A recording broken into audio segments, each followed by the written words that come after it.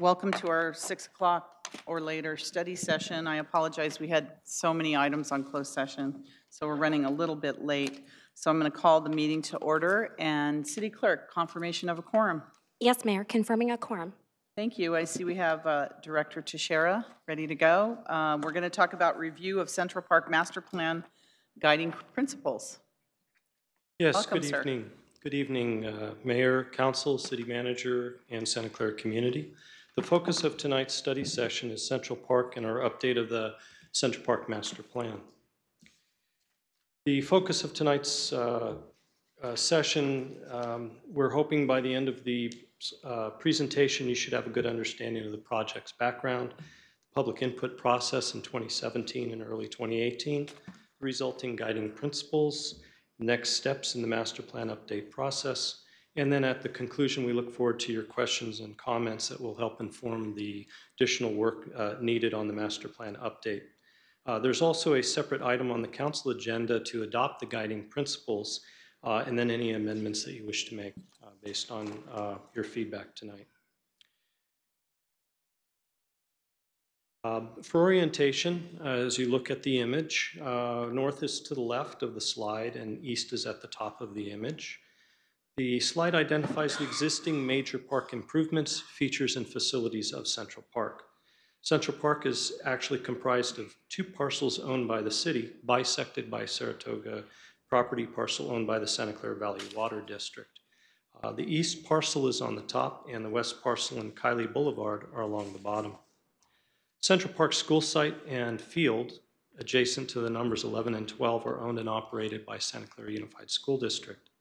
The original master plan for Central Park was designed by Royston, Hanamoto, Beck, and Abbey under the leadership of Earl Carmichael, Director of Parks and Recreation, and built over 13 phases starting in mid-1960s through 1975 through a combination of federal, state, local, and city funding. It is a community park by general plan definition. Based on its size, it's over 15 acres, and it holds recreation facilities and amenities and assets whose service area is the entire community or the entire city. It differs from smaller neighborhood parks that are 1 to 15 acres in size, and many which provide about an hour of play value or recreational value, and mini parks that are under 1 acre and are basically points of interest and have 1 or 2 features. The genesis of the master plan update answers kind of the question, so why update the Central Park master plan? What's wrong with Central Park? Well, actually, nothing. But there are several reasons for doing it. And a lot of those, just to highlight a few, in 2013, Council set a goal to enhance community sports and recreational assets. And some of the major oldest facilities that we have are in the park, in Central Park. Number 2, going back further, prior to 2000, the city recognized a need to expand and replace various major facilities for an expanding population. For instance, the library expansion and renovation project was completed, or replacement and expansion project was completed. And there have been, over the past 10 to 12 years, there have been various, at least 3 different iterations and plans for replacement of the International Swim Center, as well as updating and expanding the Community Recreation Center, addressing youth sports needs on Fajo Field, addressing neighborhood impacts such as traffic, parking, noise due to expanding special events and the popularity of the park, as well as access to the park from newer facilities. For instance, across the street we have the Central Park Annex. Addressing aging parks infrastructure, we obviously have required code upgrades, CEQA, rehab and replacement improvements that have obviously a cost, but then also provide additional benefit to the community.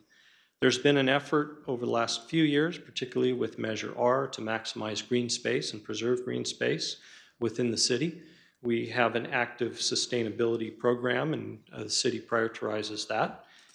We have other things such as ADA, the World Health Organization, the city's designation as an age-friendly city.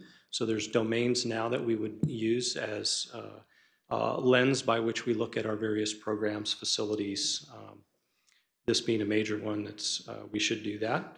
And there's also inclusionary design mandates that we serve all abilities and interests, and later on we'll get to one of the principles that talks about that. And these are all reasons for updating the master plan, particularly to envision and prioritize the needed projects based on funding and need. So the community input. As you know, the Parks and Recreation Department, along with all of our, along with the community, we do a fairly extensive and robust community outreach, input, communication process for all of our park projects.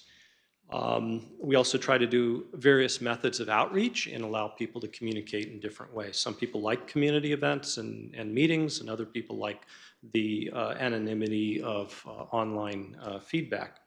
So those associated with the master plan update were conducted, again, like I said, between August 2017 and 2018, March. They included review of previous research and surveys. So we didn't limit ourselves just to what we now find out. We tried to look at it as a longitudinal study as well. So we had the consultant, Gates and Associates, come on board and look at the Verde Design Youth Sports Needs Assessment from 2014, the Strategic Research Associates Statistical Survey related to the ISC and CRC and programming from 2014, the two Tulchin Research Surveys of 2017 related to the ISC and CRC projects, and also the 2017 Kitchell Report, which was primarily focused on a facility condition assessment, yes, of all of the parks throughout the city and assets, but we had the consultant look at the ones particularly related to Central Park and its facilities and amenities. So we also had Gates and Associates collect input from residents at community meetings. We had stakeholder meetings, Youth and Parks and Recreation Commission meetings, Youth Commission meetings and Park and Rec Commission. And the methodology was a common dot exercise where 1 dot equals 1 vote, and they were given five dots, and they placed them on picture boards so that those who are pre-literate or English is not their first language, such as children or folks like myself, they were able to put dots on the pictures that represented things they were really interested in or ones that they really didn't like. Meetings and events use the same board format, pictures, and questions so that we'd have consistency over time. In terms of the community participation, there were 3 meetings that had over 750 participants, about 230 children and 520 adults. We had stakeholder interviews with the tennis club, the Veterans Memorial Committee, lawn bowling, Park Service Center staff, as well as Youth Commission. We also had the 2 meetings with the Park and Rec Commission. And in summary, there were about 1,000 unique contacts and opinions considered. There was also an online survey, which we'll talk about later in the presentation. Basically, here's the summary of the events. And as you can see, a little picture showing the myriad of dots on the different poster boards as they went from meeting to meeting. So while the information was not based on a random sample scientific survey, I think the data is qualitatively and quantitatively representative of those participating in the in-person meetings. Sample size, again, was about 750 persons. When asked what they liked about Central Park, the respondents' top 3 amenities you can see here. And it, as combined, the top 3 were the multi-purpose event meadow, the lake, and the pavilion. And then you'll also notice that the top 3 amenities for kids, yes, there was the pavilion and the multi-purpose event meadow, but as we know, our kids ages 5 through 12 really like their playgrounds.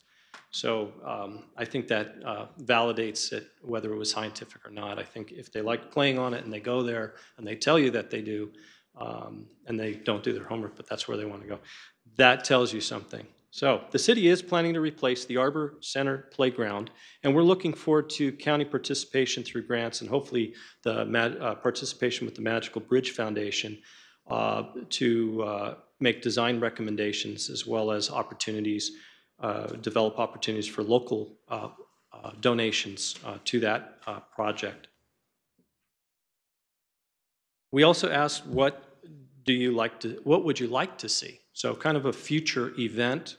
I mean, certainly you can interact with what you have there, but what do you want to see? Again, the top 3 amenities combined: water play, adventure play, outdoor lounge.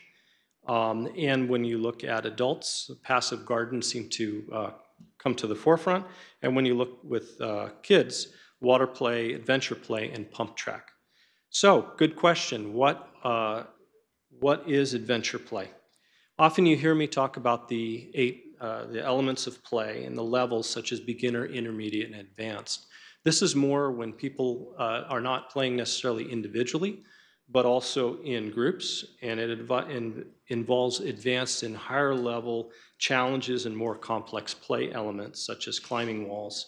Also intermix of sometimes older age groups where families can actually play together. But it can also have a specific theme, and that you can engage in it for a longer period of time. So that would be that definition. Then also pump track. What's a pump track? It's a continuous loop of dirt berms and rollers or smooth dirt mounds that you ride without pedaling. You actually pump your body on the bike to move it through over the hills and through the turns. And you can race you can race against your own time, do personal best, and you can also race in groups. But it really is a very exciting activity people like to play in. So it's great core and whole body exercise. So in a park like Central Park, when people see a lot of open space, they see some of those berms there in their own fantasy, they say, oh, I'd love to see and be able to use that for that purpose. Online survey, as I mentioned, this is where persons log onto the city's website and then go and take a look. We had over 609 what we would call views and 276 persons complete responses, and it was over 13, almost 14 hours of public comment recorded on that. So the consultant looked through all of that. And then on the front end of that, notices were sent via e-notify, recreation class users, senior center, youth programs, etc. Our usual way of pushing out the message to get people's responses. So what principles? Survey included an introduction section and 3 questions. So there were one of the questions, what do you want to see more of in the park? And what you have is more shade trees, better lighting, improving the creek trail. A lot of people see the EVA as it currently exists as kind of inadequate for what they would like to see. There are plans to extend it from Benton all the way to Kiley, under Kiley to the new Central Park Annex, cross a bridge, and then eventually go across over to Home Ridge Park. So some people are aware of that through other information, and we're trying to register that here. Creek Trail Bike Path, water play. On that particular item, there's what we do know is that over the years there's been a lot of talk about International Swim Center, and the different iterations have always included community water, warm water therapy, or those sorts of activities included in that. So I think that's what you see registering there. Underground parking is a concept. I mean, we do have that at the library. So we've had discussions in different fora about above ground, and what this I think really shows is that people don't prefer above. They prefer like to have the parking, but they don't want to see it. Also, more parkland. There is an understanding that this is a community-wide facility, and if there were opportunities, they'd really like to take advantage of those. We do know it's a constrained site, so we'll get to a principle later on that talks about how we might approach that. Obviously, adult fitness, adventure play, I talked a little bit about that. Event space, everybody loves the Art and Wine Festival. 50,000 people go to it. We've got the Silicon Valley Barbecue Championships. We've got 4th of July. We got All City Picnic. We do the tree lighting. We do a lot of community events. And then there's obviously the sports events that happen. So there's a lot of event spaces that the community uses. Outdoor lounge, there's a lot of people who like to just go to the park and enjoy it. And then finally, a consolidation of CRC and Aquatic Center seems to come up over time. So what are the guiding principles Providing an age-friendly park that's accommodating and inviting to all age groups seem to rank fairly high. But where does a guiding principle like that come from? It's a synthesis of public input, research, prior priorities, city goals, park uses, and then we're trying to make some narrative out of what people are telling us. Each principle has, you'll see commonality among them. There's a summary statement of what that principle is. And it also some guide on how it might be implemented. We like to see principles as being mutually supportive. We don't develop them in silos. In other words, one doesn't outweigh another one. It's that they have to somehow mutually interact and support. And when you favor one, you're probably impacting another. And that's what we found in a lot of the community outreach. When people get very passionate about one side, and then you introduce another idea, they go, oh, well, I agree with that too. And then now you have kind of like, well, we like both. Now what do we do? Well, the principle would help us guide. And then from the council, you'd be prioritizing as projects move forward. And then, as the expression goes, hopefully we will all agree in principle. Let's see what the principles are. The first one, honor the legacy.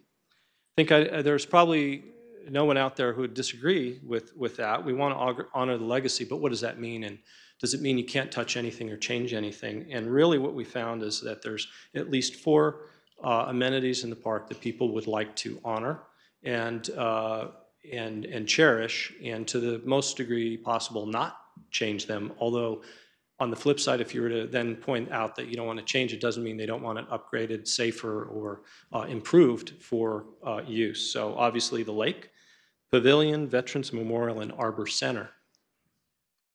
We want to retain the iconic design, but upgrade plumbing, sound systems, drainage, sanitary sewer, and all those. The issues, obviously, with the lake and the park as a whole are the waterfowl impacts and the filtration system. We've just, again, done our 2 to 3 year drying, cleaning, et cetera, and so it'll look great for the next 1.5 to 2 years, and then we'll be back at it.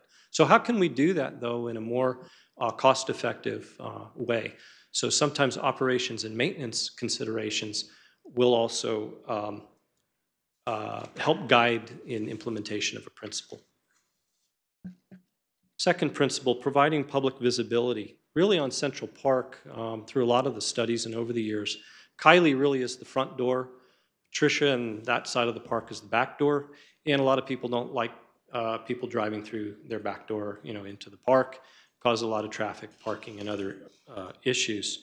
So one of the earlier ideas that still seems to be valid or validated is a consolidation, or at least a movement of the high dense activities off of the neighborhood side and onto where you have 2 northbound lanes, 2 southbound lanes, and you also have a turn lane in the middle. How can we use that to, again, better support the activities in the park, but also reduce the impacts outside of the park? So that's what this principle talks about is, first of all, people see that, people know that as they drive by. Secondly, the community's identity with Central Park is that it is the heart of the community. And once you get into the park, you don't want people messing around with the center of the park. And there is a view corridor along Kylie. So whether you're going north or southbound on Kylie, you look in, you see that expansive open space. And as that becomes more precious in the city, you want to retain that view corridor. Again, the issues there would be the integration of the built and the natural elements. Is how do you reduce the impact of any structure? Certainly you encountered that with the ISC project, where basic comment was, it's too big. Yes, we need to improve it, but then it's too big. So how do you do both of those at the same time? The other thing that I thought was important, it's not an I thought, but it's just wanted to make sure that people are aware that we are, as a Parks and Recreation Department, trying to retain the welcome, friendly, small-town character. Even though this is a community-wide facility, when people get in that park, they want to interact with each other on a very human level, a human scale. And so that in Santa Clara means welcome and friendly. There we go. Principle 3 is providing sensitivity to the context. Again, we already mentioned we want to minimize impacts on neighbors. So in order to do that, you have to improve the park access, reduce traffic, deal with the on-site parking, and how we attend to noise buffers. You know, building a big sound wall is not a solution. People would prefer something that is more green. So again, retain the community focus, but upgrade parking and landscape design. But the issues of noise attenuation, scale, and height are always going to be issues as we move forward with anything in Central Park. Principle 4 is preserving green space. Really, this is very important. The image basically shows that these are large green areas, and somehow the human mind loves to see, you know, green. You know, from our beginnings, our roots, etc. These areas are important. While they may be considered "quote unquote" open space, it doesn't mean that there is no program. It means that they're very intentionally there for that purpose. So. However, as we look at ways to upgrade, or actually let me talk about issues first, is there is an older plant palette that went into the park. Most of the trees came in about the same time, and the bushes, and they, like us, have lifespans, and so we do find that you have to put the right plant in the right place, considering drought and water use and those things. We want to make sure that as the master plan goes forward, that we're using things, tree species, age, structure, health, that actually can avoid impacts later on. Upgrading, reviewing opportunities for future acquisitions in key locations. It is a constrained site. We do understand that. We're not selecting any particular parcel. What we are saying is that where and when opportunities present themselves, the city should be in a good place to consider acquiring anything that would be adjacent to it, and in order to preserve additional green space. Principle 5. The bubble diagram is just an image. It's conceptual. This isn't what we're planning to do. It just gives you one representation of how connectivity and accessibility come together when you start looking at how people enter and exit the park, particularly off of Kiley. Normally in larger park projects, community parks, there's a central way that people enter. And we have several of those along Kiley, and it may not be as efficient as it could be, and it may not be as safe as it could be. So retaining Kiley as the front door and upgrading the Library Park pathway as the back door for pedestrians, we just have to make sure that wayfinding and path sizes and roadways are appropriately tended to. Also, there's connectivity to the other parks via the trail system, creek trail system. Principle 6 has to do with creating community and sense of place.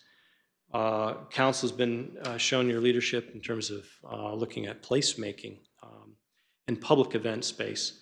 You see how many thousands more people attend our events, and it's great to have the crowds in the community all come out, but as you can see in these pictures, particularly one where we, at the Art and Wine Festival, which is lower left on here, you do have a father and a child just taking care of themselves in the open space because they want to be at the event but not in the crowd. And you have other people, if you look at the top right, you know, and you have an event where everybody wants to be in the mosh pit and dancing right in front of the stage, but is that safe? Are there ways of creating better event spaces so you can have both and you can have public safety, and that comes in later on. Also, we use the park dawn to dusk and out to 10 p.m. It is a lit, most of the facility, I should say, is lit and intended for lit activities, and there's also pathways that are not, and that creates issues as well. 7, increasing park capacity. One of the concepts that has come up before and has been utilized in the park already is stacked uses. The primary example would be the library has underground parking, which preserves park space or allows a building to be 2 stories above it, and you're not aware that it's there, but it does provide something that is needed.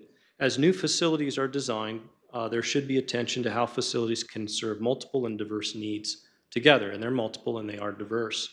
The images are not intended as proposals, but just as illustration of how a variety of park amenities have been incorporated in other places, whether on top or on the side or within. So, for instance, a dog run could easily go somewhere, but you have to look at that and say, is it worth the cost of putting it, let's say on top of something else or next to? And when is it too small that it doesn't make sense? It's a dog run, but maybe that's not what people are really asking for. They want something larger, and you need perhaps about an acre under AKC, American Kennel Club. You need an acre, and you need places for the large dogs and the small dogs, so that that can be well utilized for people and their animals. Climbing walls as well, it may be great for those that want to do that, but then other people have to look at it when it's not in use. So again, there's trade-offs. Then you also have the image there of where it's underground parking, and there could be several different uses. However, the major, it may demonstrate efficient use of space, but that space of both varieties comes at a fairly significant cost. So I put cost in capital letters so that make sure that people understand that it, people say, oh, well, that's feasible. Yes, it is, if you have adequate funding. And if you don't have adequate funding, it may not be a solution that can move forward in the process.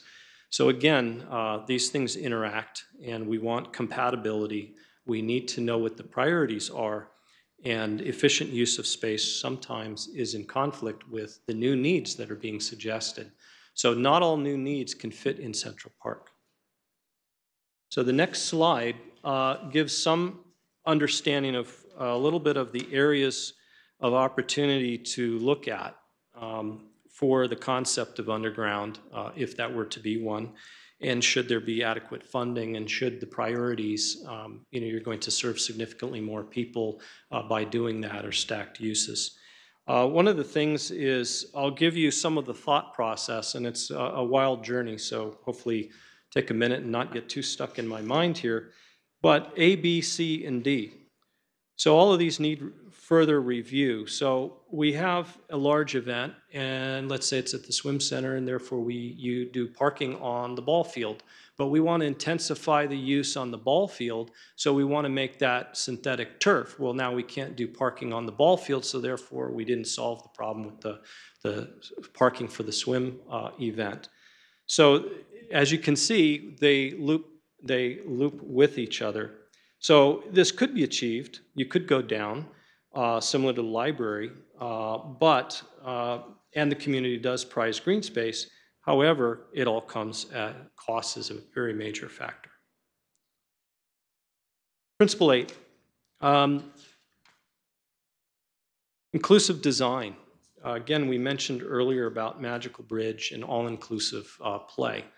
And the need that we have to meet needs of persons throughout the community of all ages, all abilities, cognitive, social, motor, and that is a growing awareness in the community, so that we are welcoming and inclusive as opposed to the opposites of those.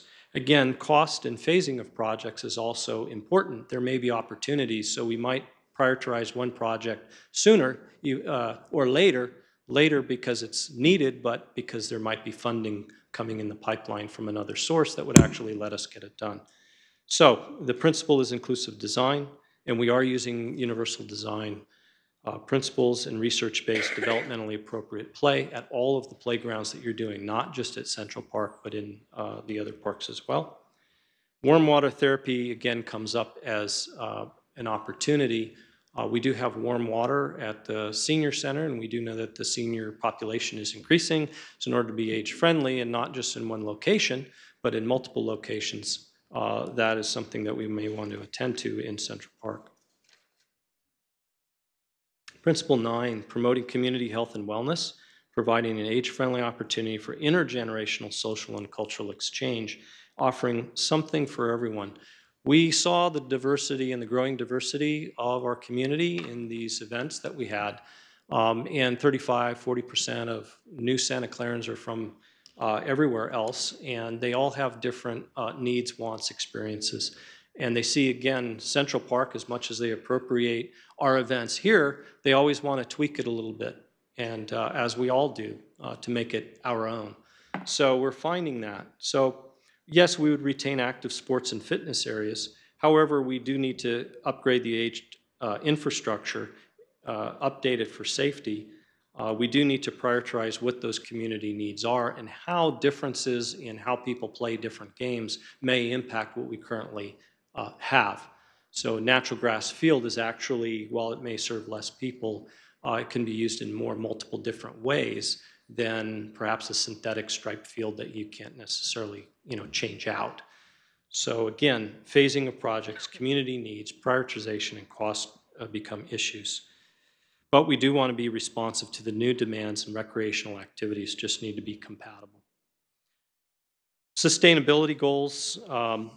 Again, a high one here is looking at what thing that we learned through studying P3 as part of the ISC CRC, if there was anything of benefit that came out of it, and I think there was. And one of those is to make sure that we're looking at life cycle cost.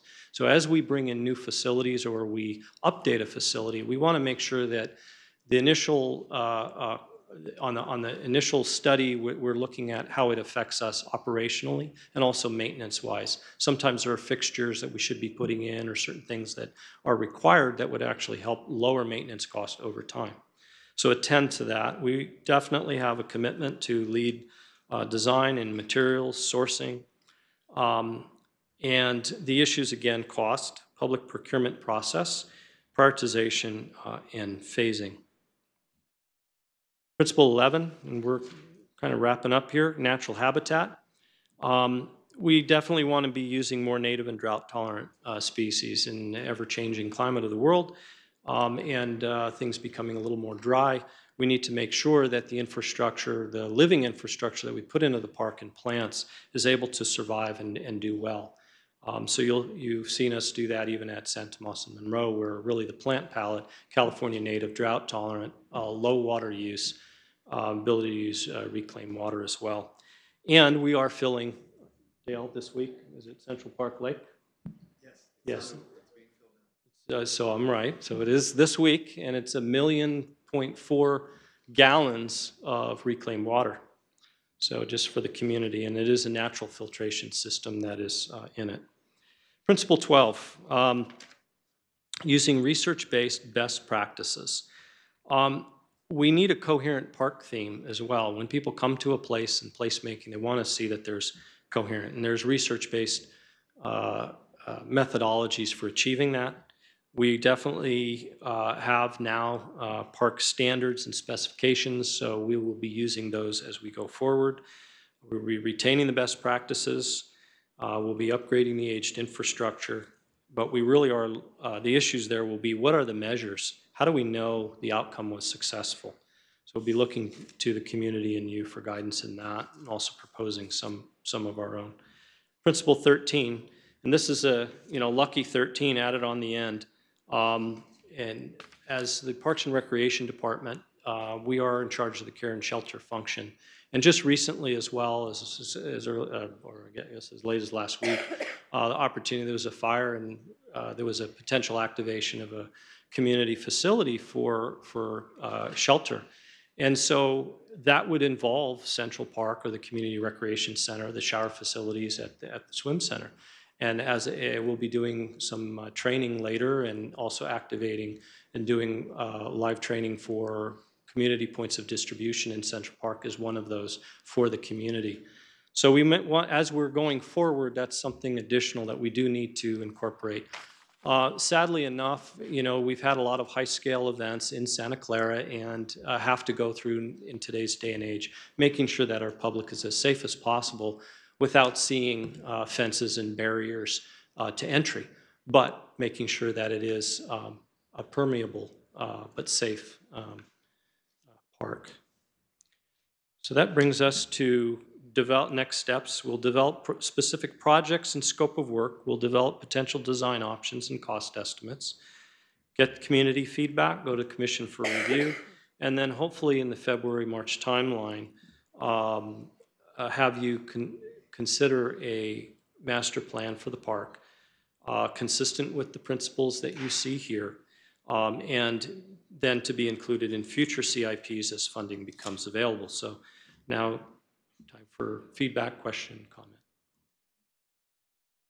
Thank you, Director Teixeira. That was a very organized and in-depth report. I really like all the guiding principles and the fact that you've had such extensive community input to date so far with between all the polling and the research and the meetings and events and online, offline, asking people about Central Park because it is such a valuable asset in our community, and the community owns it and loves it. So to get this input is very, very valuable. So I look forward to the next steps on this project, and then our city manager will try to figure out how we're going to fund all this, all the things we want to do. So I look forward to that as well. But thank you. This was really a wonderful report, and I'm sure there's questions from the council. If I could get to the point, does anybody have a question? Councilmember O'Neill? I did. You want to start? Button. I'm trying to find it. I'm sorry, I can't. I'll get there. You want to start, Councilmember O'Neill, and then Okay. I'll try All right. to find the... Thank you very much. So yeah, very interesting report. So one thought that I had in reaction to this is that I know, you've had a very comprehensive, you mentioned, I forget the name of the company, that did the... Gates and Associates. Well, yeah, and then the company that did the infrastructure assessment. So, Mitchell. yeah, so for this, we're, with all the projects we already have, like, is the council going to come in and decide, oh, we want to put this at the top? Or, I mean, what are your thoughts about, like, so do we come up with a plan and then do little pieces of it at a time? Or do we say, we want this to be a real priority to get this done, and we take it on, kind of more comprehensively? Or how do you envision this kind of being implemented? So the city does have its CIP for funding, and that really is what makes a project active. There is phasing that can happen, things that are more important sooner, things that you can delay or you don't have to make the decision until you have the funding. I'll give one example on the playgrounds. Obviously, we've got $1 million set aside for Arbor Playground. We have our discussions with Magical Bridge, and the county is looking at potentially another round of funding. So what's holding it back? Funding, and then also making sure that as the design of that particular facility is developed, that it's not going to impact the other uses. So the master plan basically helps us say that within this defined space for the Arbor Playground in a slightly moved location is best for that space to accomplish what it needs to, as well as not impact future of community rec center, the meadow, the other things, the Arbor Center as a place where people go for their annual barbecues. So, and then when we look at something like, well, the Arbor needs some upgrading. Okay, here's the facility condition assessment. There obviously is some things. Here's the cost of that. And then we just do that as part of our, an annual project. Again, because that doesn't affect something else. But when you talk about library expansion, that would be further out. And certainly as we were looking at a potential bond measure and those things, in the phasing that you had seen, it was pushed out a little bit because it takes a while to bring that together, right? Mm-hmm. So that's how I see it rolling itself out. There's the schedule, there's the scope, there's the fees, and then there's the schedule. So scope, fee, and schedule come together with what's needed, and then the things that are wanted are a little bit further back in time. Okay. Thank you for that. So two things I want to comment on, both associated with water. So I was surprised in some ways that the lake featured or seemed to score so highly. Because I mean, I actually have people saying to me sometimes like, obviously we have to do extensive work to keep it clean. I think we have to steam clean probably the sidewalk every couple of weeks or every day. Every day. Oh my gosh. Yes. So those geese are busy.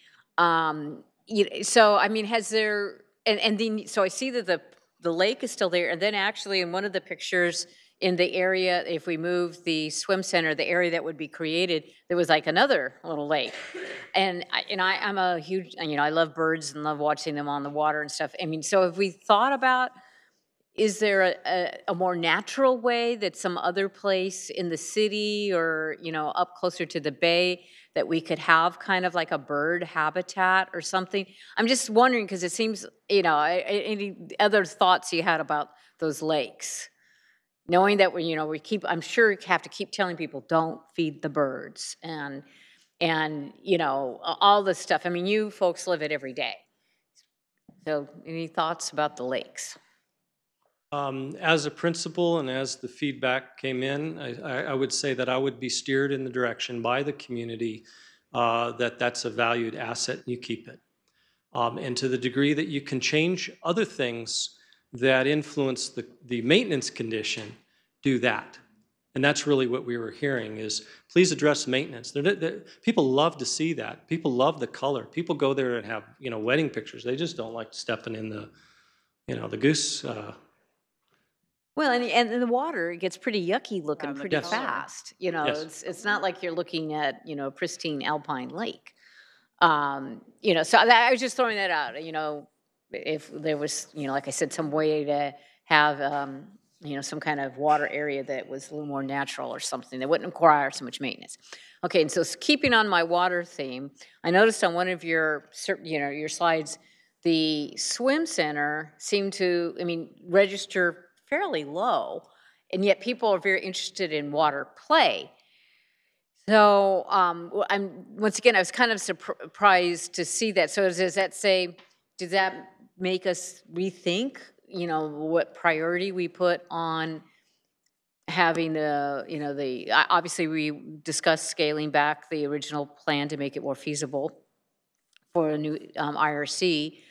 And I know that we did have some plans that included kind of like water play features. With the results of these inputs, does that change the thinking about, do we need to move to more emphasis on like water play for all ages as opposed to the very structured swim center?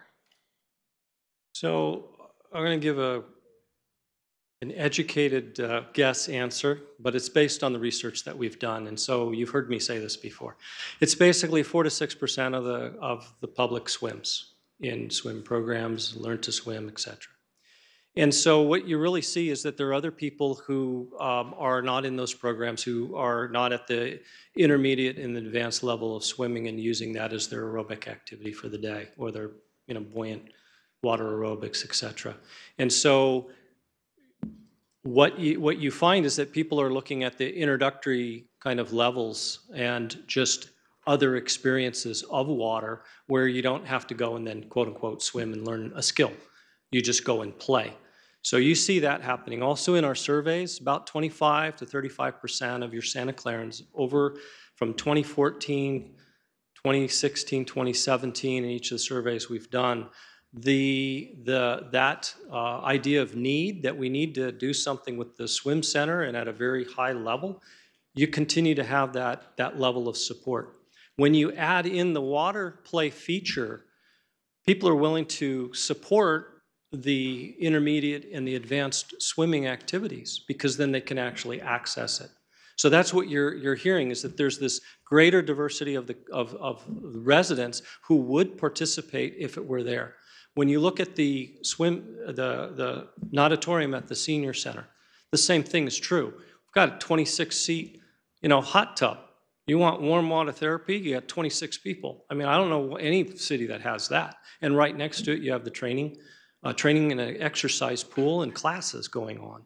And then you have the walker bobbers and the, lap swimmers, and then those that like to circle swim, and they're out there and building up a sweat inside the water. So, I mean, you really have those different types of activities, and that's what people want more of and more diversity.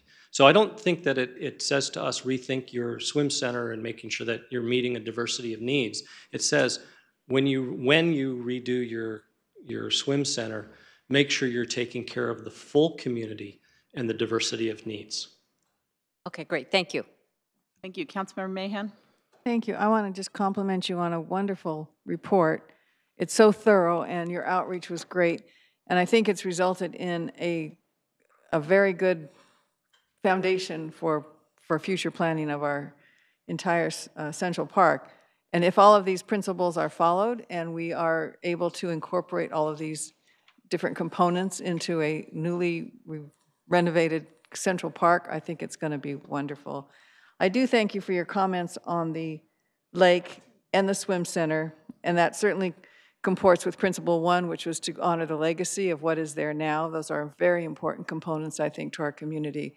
And, you know, the issue of the condition of the lake has long been an issue. It was improved when you put in that natural filtration system, so it is much better. The geese are geese, and I appreciate our staff being willing to clean that every day to keep that part of the park as clean as it can be. I also wanted to thank you particularly for including the lawn bowls in the plans. I see that it's, you know, it's got a space there. It's got a placeholder, because I know, again, it may be a smaller population that needs the lawn bowls, but to them it's very important, and it is a nice amenity for a lot of people to enjoy. So all in all, I just think this is a great effort and a great report, and I hope that we can adopt all these principles and move forward and find the money to do all of these things. Yeah. Thank you, Jim. Thank you. Vice Mayor Watanabe, I'm sorry, Councilmember Davis, then Vice Mayor Watanabe. This is great, Jim. I know this is like a lot of work for you, but you got a lot of comments in here, and I think it's a really good cross-section of everybody in the community. It kind of represents a little bit of everybody. But my question was, 6 out of your 13 principles, cost, lots of cost. So when you come back with what's going on, are you gonna have full estimates on some of these higher price items? Like this underground kind of parking, and then something that would be stackable up on it? Because I've seen where they've had either courts or whatever on top of parking, and then you had the climbing walls and stuff like that. So I was thinking if we incorporated a few things into one thing, that might help. I don't know if that helps on the cost or defers costs, but parking has always been a big issue. So when you come back with us on those potential cost estimates, I would really like to see what impact would be, because you did bring up the fact that you could kind of, through a timeline, phase it in. And if that's what we have to do, because I don't know what these costs are going to be, but I can imagine they're going to be astronomical. The other thing that you brought up was the expansion outside the library, and placemaking came into mind, because I know that the library kind of comes out, and when they do events there, people love going outside and going right into the park. It's almost like a gateway for them. So I'm seeing that as, if there's an event there, it could be like a joint use parks and library, where we expanded out into there and kind of like do a little bit more with that. It encroaches on your space, but it's also her space, but it's everybody's space. So if we could do some placemaking that may be a little cheaper to do to get people into that realm, because I like your idea of using Kylie as the gateway to, you know, the entrance to the park, and keep it off that back area. The other thing that I wanted to bring up was that little thing that comes, there's like a concrete base and the water jets up and the kids run through all that. Could we do something like that for recycled water? I mean, would that be less, I mean, I don't know if you can use recycled water, I'm not really sure. But would that be like a cheaper element, like another kind of placemaking thing? Because it's concrete, kids can run through it, and we can shut it down and use it. But I don't know if that kind of came to my mind, because they have that in San Jose somewhere. Yeah, if people are playing, Yeah. just a quick answer, and I do know the city manager's office would like to make some comments as well, but on that one, as a simple one, if, you know, it'd be treated water, it would be clean water, Okay. potable water, Drink it. disease-free drinking Yeah, water yeah, that yeah, kids would be yeah, playing yeah, in, or yeah, adults yeah, or yeah. seniors or whatever. I- We really want to make sure that it's healthy and safe, and that's one Well, of I the didn't principles as know well. if we could use that kind of water or not, but anyway, I just thought about that, because it would almost work for the kids, because once again, we're going into global, and this warming thing is making people crazy. It's just, and for kids, it's quick. They're not going to drown anywhere, but they can run through and cool off, and I thought it would be kind of nice. And I don't even know if we're allowed to do that for dogs, but I know dogs like to play in the water too. But I want to thank you for the new park on Monroe. We had a great time, and you already got people wanting benches in the doggy park. So it was awesome opening, but I wanted to thank you for that. That was just one heck of a day. So those are just my comments. Thank you. I'm going to go to Assistant City Manager before I go to the Vice Mayor. Yeah, and thank you for those comments. I did want to provide some perspective just on the question related to costs and kind of how that fits into the equation. And certainly as part of the work that Jim and his staff are doing, there will be some, and I like to make sure we're clear that some conceptual cost estimates. You don't get very detailed cost estimates at this stage that will be completed. And some of the information we'd like to provide to the council is really some kind of realistic costs and expectations such as what it would take to accomplish some of these things. So the council can really measure kind of where the priorities might be at. And you brought the specific example related to parking. And if you look at the cost of underground parking, if you want to provide a couple of hundred spaces, that probably would cost around $15 million to do so. And while certainly it addresses some of the concerns that have been out there in the area, it also has to be balanced as to what can $15 million buy you from a park improvement perspective, and do you want to commit to spending or trying to find money for that, or do you want to look at additional park improvements for those kind of funds? So we really do want to give the council the opportunity. We want to address the questions that were brought up to the community and also the perspective and the priorities, but also want to make sure we paint the picture, the whole picture, so the council can make decisions as to where the priorities might be and where funds might be at, so we can not raise expectations with our projects that we might just not be able to construct based on the funding limitations. So you're basically going to come back with a cost analysis of what was, how this is all going to fly. And it's, I wouldn't commit to being a comprehensive cost analysis for everything, and there'll be additional items as part of the CIP process. But there are some significant items like underground parking that you brought up that would be of huge cost, and it'd be important to let kind of the city know, the council know, and the community know how realistic that would be to accomplish based on all the other needs, not only at Central Park, but also citywide for park needs. Thank you. Thank you, Vice Mayor Watanabe, and then I'm going to go to the public after that. So we can then start our council meeting. We're still in our study session in case the people want to know that we're ending soon. Yep. Vice Mayor Watanabe. Keep it very short because you basically said everything that I wanted to say. Okay. But thank you for the wonderful job. Thank you for all the input. And I mean, if we're going to invest this kind of money, we want to make sure that we provide the kinds of items in a park that people are going to use. So I think it's a well-done study. I will add I've had a lot of people talk to me about like a sprinkler system or some kind of the water play that you're talking about. And so there's definitely a lot of interest that I hear from even grandparents. And maybe if we can't, it's not necessarily something that we could do at Central Park, maybe at some of the other parks where we're looking to upgrade as well. So that's all I have to say, but thank you again for all your work. Thank you. Any other council questions? All right, seeing none, I'm going to go to members of the public that would like to speak. The first I have is Suds Jane. If you'd like to come forward, please. Good evening. Good evening. Thank you, Mayor and Council. First, I want to thank Jim, Kim, Dale, and Derek, and the rest of the Parks Department for building an amazing park and community garden at San Tomas Monroe. I like the intensification of the use of Central Park while also trying to keep the small town feel. I oppose underground parking or parking on the ball field if that prevents turfing there. Because during swim center events, it seems to me that the cost at $60,000 per parking spot for underground parking, we should be able to run shuttle buses to other places like corporate parking lots and save all that money. So we want to get people out of their cars. We could easily run shuttle buses for much cheaper. And then I was looking at the rental use agreements for the parks, and I see the following rule for all of our parks. You cannot bring tables, chairs, canopies, jump houses, or other structures to any of our parks. When my son was little, we celebrated many birthday parties with jump houses. We are very fortunate to have a large yard that we can put up a jump house. It seems to me as we build more densely in the city, we need to provide places where people can celebrate their kids' birthdays in our parks. Perhaps we need to install electric outlets or have pollution standards for generators.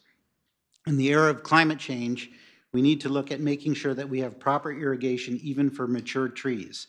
The cost of having to remove dead trees is very expensive. I see a lot of dead trees all over Santa Clara and even in the rest of the Bay Area and along our roadways. Thank you. Thank you, and thank you for those suggestions as well. I agree with the jump houses.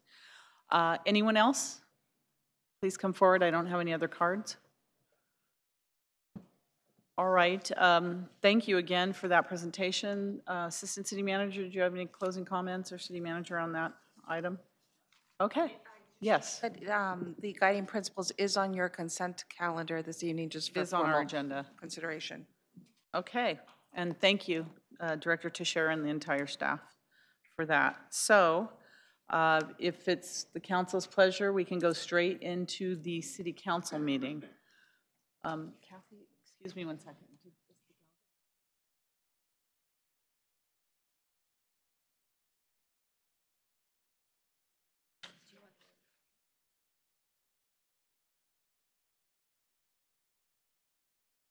Special guest tonight, Virgie Blancas. Is she here?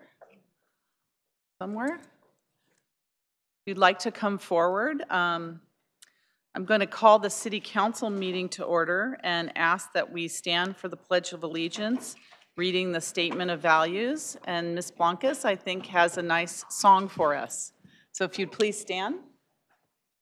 I pledge allegiance to the flag of the United States of America and to the republic for which it stands, one nation, under God, indivisible, with liberty and justice for all. Blancas? Oh, say, wrong song. I just started school. Oh. Right? It is Oh, say, can you see? Yes, it is. Oh, say, can you see by the dawn's early light what so proudly we hailed at the twilight's last gleaming, whose broad stripes and bright stars through the perilous fight o'er the ramparts we watched were so gallantly streaming, and the rocket's red glare, the bombs bursting in air, gave proof through the night that our flag was still there. Oh, say does that star-spangled banner yet wave o'er the land of the free and the home of the brave?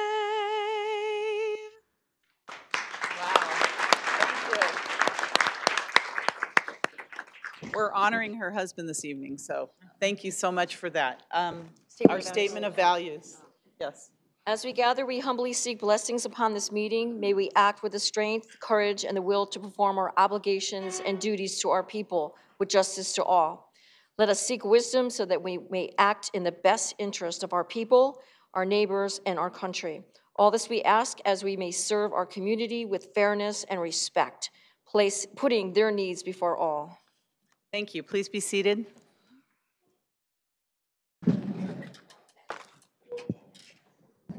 Okay, roll call, City Clerk. Councilmember Mahan. O'Neill. Davis. Here. Watanabe. Kolstad. Here. And Mayor Gilmore. Here. And Mayor, may I please read the AB 23 announcement? Yes, please. That members of the Santa Clara Stadium Authority, Sports and Open Space Authority, and Housing Authority are entitled to receive $30 for each attended meeting. I'm going to try to get through the behavioral standards with my voice, so thank you for the indulgence. The City of Santa Clara has adopted a code of ethics and values and behavioral standards for public meetings to promote and maintain the highest levels of conduct. This includes mutual respect, robust discussion, and allowing city business to be done in an efficient and consistent manner. Please note that as the presiding officer, the mayor's direction in matters of process and decorum should be followed, and that use of the gavel indicates all conversations must conclude and everyone in attendance should come to order and attention. Welcome, and thank you for your participation. Thank you, City Clerk, and you did get through that. Thank you very much. So next we have reports of action taken in closed session. City Attorney, I think you have a report or two. Yes, there were 4 actions taken by council in closed session that I'm required to report on. The first is regarding Ronald Billingsley. It's a workers' compensation appeals board case numbers. I'm not going to read the case numbers. By a 6-0 vote, the council agreed to settle these claims as a compromise and release in the amount of $155,000. In a case about regarding Daniel Cortazzo, that's also a workers' compensation appeals board, by a 6-1 vote, council agreed to settle these claims as a compromise and release in the amount of $125,000. In the case regarding Kevin Estes, another workers' compensation appeals board case, by a 6-0 vote, council agreed to settle the claim as a compromise and release in the amount of $50,490,000. And in the case of Nicole Young, another workers' compensation appeals board case, by a 6-0 vote, council agreed to settle these claims as a compromise and release in the amount of $165,000. Thank you. All right, thank you for that. Our next item on the agenda is continuances and exceptions, and the first item we have is a request to continue a public hearing on the early consideration of a general plan amendment from medium-density residential to high-density residential for the 12.43-acre property located at 3131 Homestead Road, which is the Laguna Clara Apartments. And so we have a request from the developer for a continuance on that item, and the continuance would be, the request is to November 13th, 2018. Is there a council motion for this? Mayor, you also have a public speaker card on this item, too. Okay, I see that. Thank you. So we just need a motion to continue? Is there a motion to continue? Motion to continue until November 13th. Okay, there's a motion and a second. So there is a speaker card on this, Leon Dorfman, if you'd like to come forward and speak to just the continuance, if you'd like to come forward. There is a motion and a second to continue to November 13th, 2018. Please come forward. Good evening. Good evening. We have a very small community. It's about 9 houses, single-family houses, and built next to the school, Stratford School. And we are talking about this property you're going to build on Homestead Road. And property, one side is next to Stratford School. And Stratford School has a lot of traffic morning time and at 3 o'clock when school is over. So when new buildings, 4-story buildings. Sir, we're just talking to the continuance, whether or not that the council should continue this item. We're actually not going to hear the item this evening, but whether or not we should continue it until November. We're not having the public hearing tonight on this item. Okay. So I would suggest that on November, if the motion passes, that you would come back November 13th to testify that the information you were just giving us now. Okay. If you would like to come back then, we'll actually have it on the agenda if this motion passes. Okay. Okay? Thank you for coming this evening, though. So is there anyone else that would like to speak on the continuance only? If not, council, if there's no other, please register your vote on this. And this would be to continue to November 13th, 2018, and that passes unanimously. Thank you very much, and for those who attended, we'll see you in November. All right, next we have our special order of business, and we are very, very pleased and honored today to have a recognition for Chief Master Sergeant Ronald S. Blancas. And if you'd like to come forward, we would like to start talking about you, but I would love everyone to take a look at you while we're talking about you. And it was your lovely wife that sang for us earlier, so thank you so much. So I'm going to say a little bit about you, and then Vice Mayor Watanabe, I know, who knows you personally and brought this evening, would like to say some words as well. So as a special order of business this evening, the Mayor and Council would like to recognize a notable Santa Clara resident, Chief Master Sergeant Ronald S. Blancas.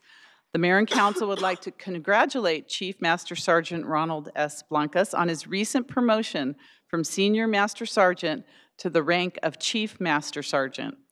Chief Master Sergeant Blancas is the Force Support Flight Superintendent for the 129th Rescue Wing of the Moffett Air National Guard Base in California. Chief Master Sergeant Blancas serves as a primary advisor to the commander on all matters concerning the welfare, morale, training, utilization, professional development, and career progression of the unit's enlisted force. He's responsible for airmen and family readiness, base education and training, services sustainment, human resources, and all personnel actions of more than 1,000 service members assigned to the 129th Rescue Wing and geographically separated units. At this time, I've also called you up to the podium, and I'd like to ask Vice Mayor Watanabe if she'd like to make some comments, and then we have something to present to you.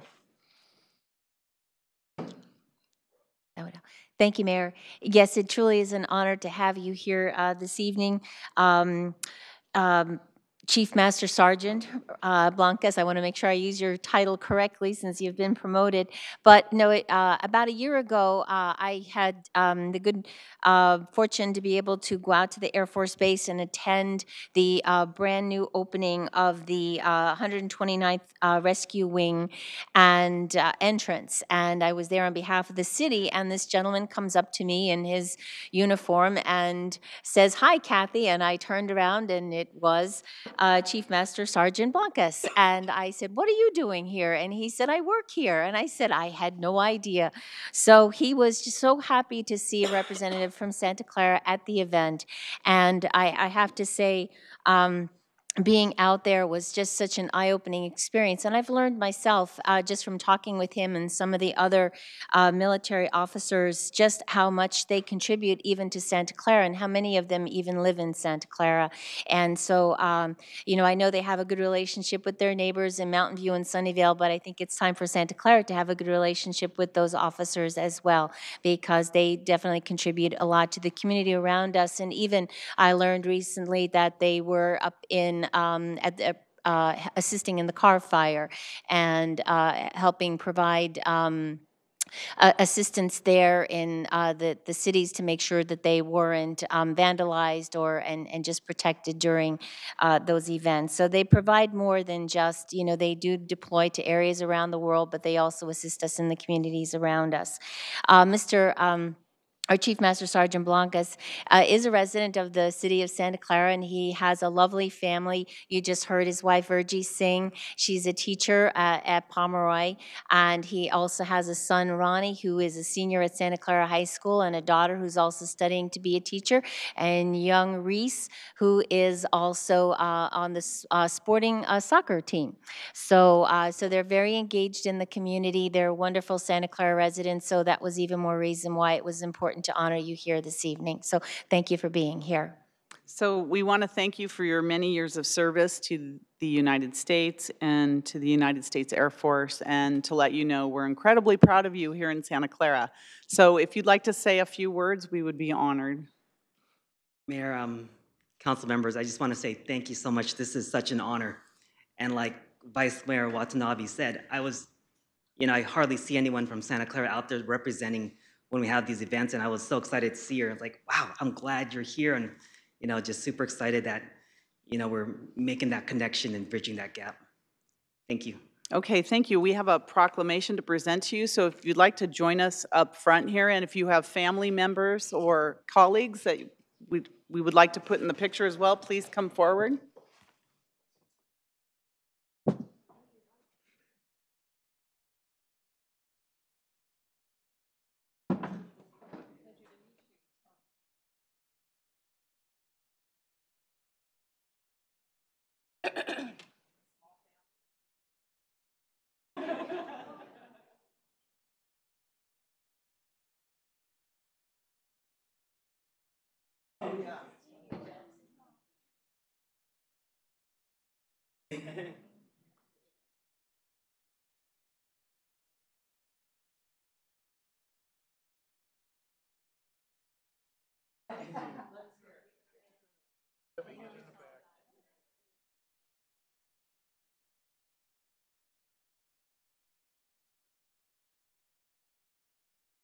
Cured. Okay.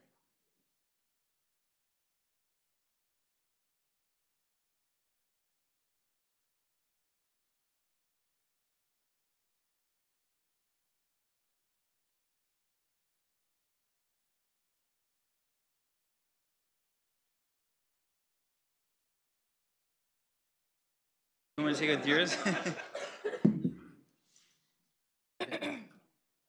You shooting auto here?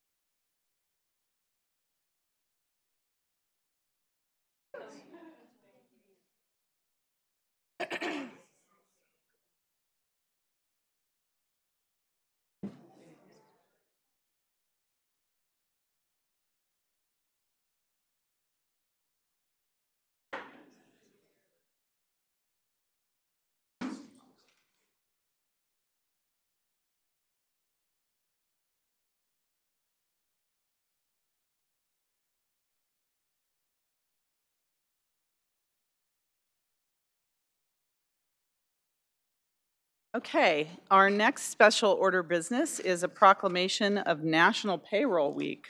We always like this one.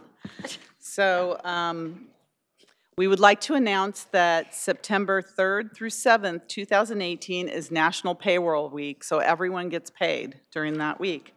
The American Payroll Association annually hosts National Payroll Week, a national awareness campaign that is held during the week of Labor Day to recognize the important contribution of taxpayers and payroll professionals.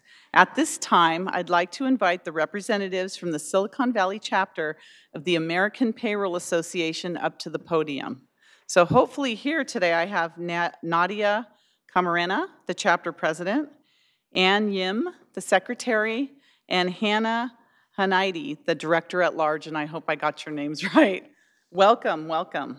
I know that you have a few things you'd like to say to us, and then we have a proclamation to present to you. Thank you for coming this evening. Of course, thank you. Thanks. I'm excited and honored to accept this proclamation on behalf of our chapter. The Silicon Valley Payroll Association has been a local chapter of the American Payroll Association since 1983. This proclamation helps us celebrate National Payroll Week. This week celebrates many things that's important to all of us, from the economic, the cultural, and social achievements of workers to the significance of the honest day's work for an honest day's pay. National Payroll Week is a celebration on many, many levels. Together, through payroll withholding, we contribute and collect 70% of the U.S. Treasury revenue.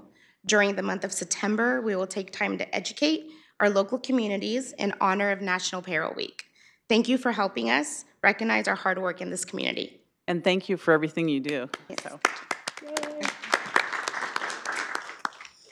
Join us up front. Yes. We'd love to have our photo taken with you. Thank you.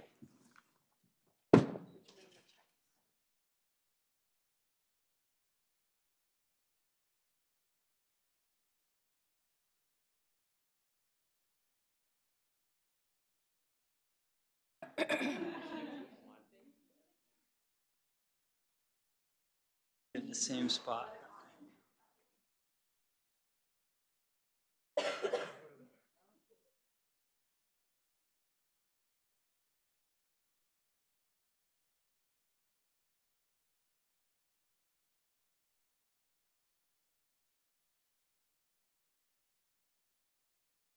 I got it. Okay.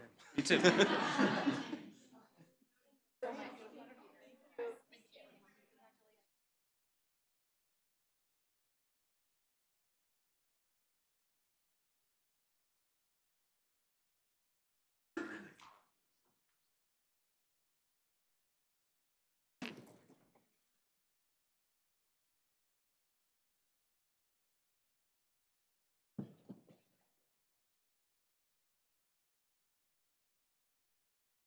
Okay, our next special order of business is a really important one. We have a proclamation of September, honoring September 2018 as the Community Preparedness Month. So National Preparedness Month was launched in 2004 as part of FEMA's Ready campaign. This year's National Preparedness Month theme is Disasters Happen, Prepare Now, and Learn How. At this time, I'd like to invite City Manager Deanna Santana, Fire Chief William Kelly, it's on the paper here, Fire Chief William Kelly, and Emergency Services Coordinator Lisa Schoenthal up to the podium. And see, we have 2 out of 3 here. Chief Kelly, welcome, and welcome. Ms. Schoenthal and City Manager still sitting down, but that's okay. I'm sure you have some remarks, and then we have a proclamation for you. Thank you, Mayor Gilmore, members of the council. And just a couple of brief comments. We really appreciate this proclamation of September as Community Preparedness Month. Helping our community prepare for disasters, whether they're natural disasters or man-made disasters, is a high priority for our Director of Emergency Services, for the Fire Department, and for the Office of Emergency Services. And the council's support through this proclamation really encourages our community to learn how to be safe and to be a resilient community. So during the month of September, the Fire Department and through the Office of Emergency Services will provide emergency preparedness advice, disaster preparedness advice via our social media channels and through our website, where there is a plethora of information on how to be safe during disasters. So thank you very much for this proclamation. Thank you. Lisa, would you like to say anything? I know you've been busy lately, so. Yes, well, thank you for coming. Thank you, Mayor Gilmore, members of the council. I appreciate very much the council's support, and City Manager Deanna Santana, who's also our Director of Emergency Services support, in particular with the recent apartment complex fire we had. And we have wonderful, wonderful community partners here. In particular, the Red Cross was a significant help. The Lima Family Mortuary is a wonderful community partner, provided space for us to meet with the displaced residents and the Red Cross. And our Parks and Recreation Department did a wonderful job, potentially needing to open up a shelter, which we did not need to do. So thank you very much. You giving us this proclamation emphasizes how important it is to you that our community be prepared. Thank you. And thank you for all of your hard work on that recent fire. And I know at the appropriate time we'll thank the Lima family and everyone else that was involved with the quick action, no lives lost, action on our fire department, emergency services, parks, everyone that you mentioned there. And I'm sure at a later date we'll talk about that, but it just goes to show how important it is to be prepared. So thank you. And if the council would like to meet me down there, City Manager, for a photo.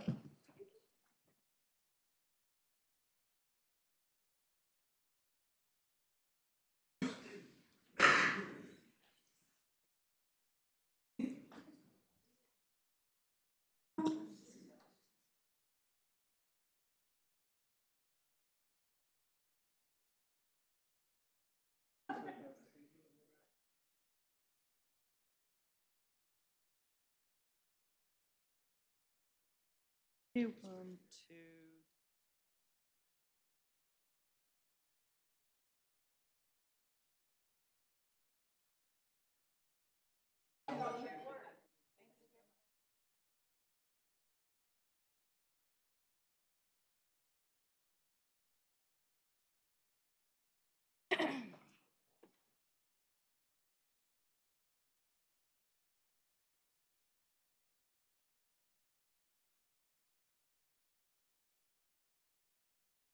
All right, our next order of business we have is the consent calendar. All items are approved with one motion of the consent calendar.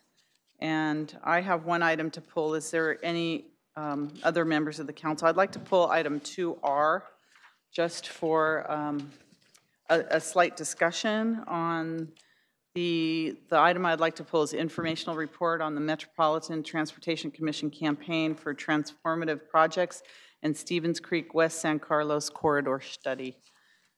So is there any other member of the council? Councilmember Colstead. Thanks, Mayor. I'm going to abstain on the meeting minutes for April 24th. Okay. Are they in the, yeah, okay, I see that. All right, City Clerk, do you have that for the record? Vice Mayor Watanabe?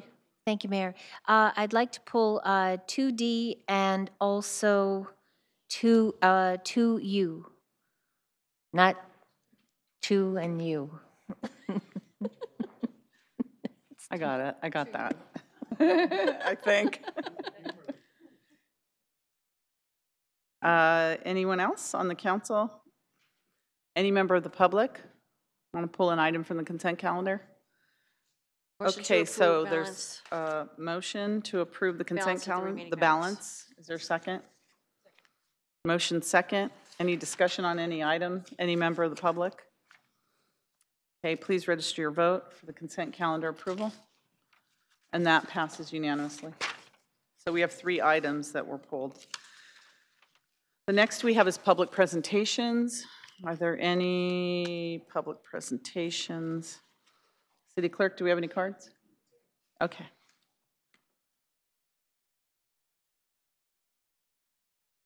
Do you see I them? don't see Oh, them. sorry. You have to, The first is Ken Kim. oh, you're not Mr. Kim. You sure? Yeah. I didn't think you had any cards, Oh, but all right. Your card came public. before mine. Oh. Wait, no? Oh, just one second, Mr. Kim.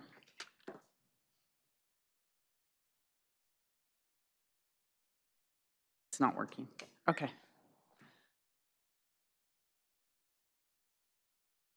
You'll just tell me who's next. All right. I'm sorry. Welcome, Mr. Kim. How can we help you? Thank you, Mayor, Council. I'm here to report that the Korea Day ended flawlessly. Not even a single glitch, and all the equipment was returned to vendor in its original shape. And I walked around and picked up all the trashes myself, as I promised. So I'm very pleased to report that it ended flawlessly.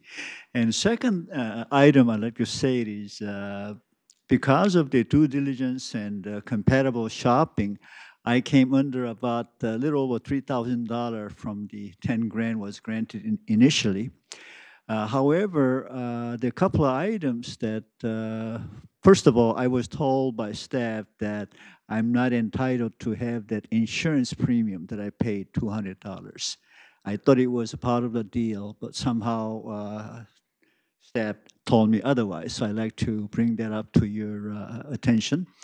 And secondly, I have spent about like a little over $2,000 for Korean language media, radio, television, newspaper, et cetera, et cetera. And as a civic leader, I always ended up owing more money and carries on to next one, and then get a grant and then pay and on and on. And of course, I'm getting very old and I'm on a fixed income now. And so I am requesting council to perhaps approve that $2,000 the advertising expense incurred. And these 2 items that I just want to make a plea to you. Thank you. So, Mr. Kim, under public presentations, we can't take any action on any items. We can just, by consensus, refer it back to the staff. In terms of the items that you're asking for, I don't know on the original agreement if those types of items are covered. So we'll have to work with our staff, and by consensus, if we can just refer this back to the city manager, because we're not able to take any action on public presentations. Indeed, I don't expect it's going to be ended deal here tonight, but I'm looking forward working with the staff on this. Thank you, Mayor and Council. Thank you. City Manager, did you have a comment or question on this? I'll prepare a response through the city manager's blog. Okay, under thank the you. appropriate category. Thank you. We appreciate that. Thank you, Mr. Kim, for coming. Thank you. Thank you, Deanna. Thank you. Thank you. City Clerk, our next. Howard Meyer. Howard Meyer. You can come up now, Howard. Okay.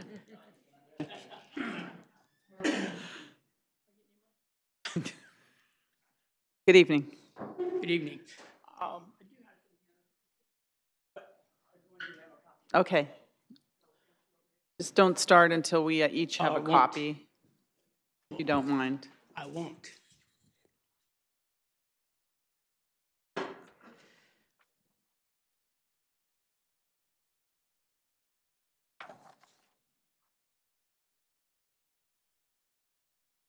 Okay, go ahead. Madam Mayor, council members, staff, I'm bothered by a process that I see at almost every council meeting. Now, it's not unique to Santa Clara. The process has probably been around ever since God invented city council meetings. But when I walk into a council meeting and I see a development project being presented with what seems a glowing admiration of the positive aspects and accommodations, I have to look at the speaker to know if it's being presented by the developer or our staff. Now, the staff does a great job presenting, and although they try to be impartial, it still looks to us like they're acting as the developer's advocate. And I ask myself, who advocates for the residents? I've discussed this with Andrew Crabtree, and he points out that if they didn't present the project to the council and make recommendations, they wouldn't be doing their job. Well, that makes sense, but I have to say it isn't just my impression. Every resident I've talked to that has witnessed the staff presentations has felt the same way, whereas our paid-for spokesperson. This is a very real perception by many residents. It comes across as the staff pitching the project to the council.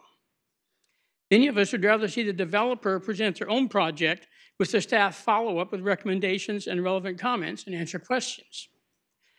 Now, as one of the project outreach meetings, the staff was presenting the project, but the residents wanted to hear from the developer. After what seemed like a prolonged revolt by the residents, the developer was allowed to address the residents and everything went smoothly. I just mentioned this as an example of the perceptions that I'm describing. Now, perhaps the process allows the developer to present the project with their staff following up with comments and their recommendations. We're asking for something that allows the staff to look more impartial and provide the separation some of us think is needed. It would also allow the developer an opportunity to sell their baby and be as biased as they please. So at this point, I don't feel like there's any group or person that's responsible for the situation. It just is what it is. However, if there's no adjustment to the process, that would indicate that everybody involved is happy with it. I just want to let you know that we're not. Thank you. Thank you, Mr. Meyer. All right, City Clerk, no other comments? Is there anyone else that would like to speak to the council under public presentations? If so, please come forward. Okay, seeing none. The next item we have on the agenda is the consent items pulled for discussion. So we can start with 2D. And that was pulled by Vice Mayor Watanabe, and that's action on display of flags council policy. Vice Mayor? Yeah, thank you, Mayor. I just wanted to pull it because this was an item, actually I thought that Councilmember O'Neill might pull it since she was the chair of the governance committee. But just to bring it forward, because I know this was a policy that was worked on very long and drawn out, and make sure that we had all of our flags covered and when they should be displayed and how they should be displayed. And I know that interim city clerk Yamaguma was very active in that as well. So it's just nice to finally see it coming forward because we haven't met as a governance committee in a while. So I was glad to see it on the consent calendar tonight. So it's a great policy, and it'll be great to see it going forward as we display all the wonderful flags of the city of Santa Clara and all of our ceremonial flags as well. So thank you for all of your hard work. Yes, and thank you for putting a policy actually on paper so we have something to follow. I look forward to more policies coming forward from the governance committee. So I'll just move for approval. So motion to approve, and there's a second. Is there any discussion on this item from council or the public? Okay, please register your vote. And that passes unanimously. Next is the item I pulled, which is 2R, and that's the information report on the MTC campaign for transformative projects in Stevens Creek West San Carlos corridor study. So I know that there is a lot of interest in what's going to be happening on Stevens Creek Boulevard, especially on the Santa Clara side and in there. So I saw that there was some information coming forward on the proposed study. So I was wondering if staff could give us just a brief update on what's in this informational report. We're going to have our Public Works Director provide a verbal summary. Thank you so much. Good Thank you, evening. Mayor, Council. Craig Mobeck, Director of Public Works. So in this report, it was really an update on two items.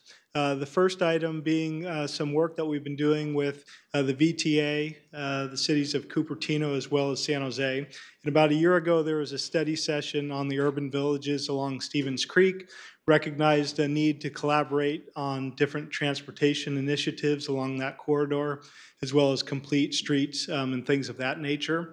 So we just wanted to update you on that and let you know that we are working with those cities on the scope of work. We talked with them just recently over the past several weeks, and ultimately we're going to be coming back to council with a scope of work.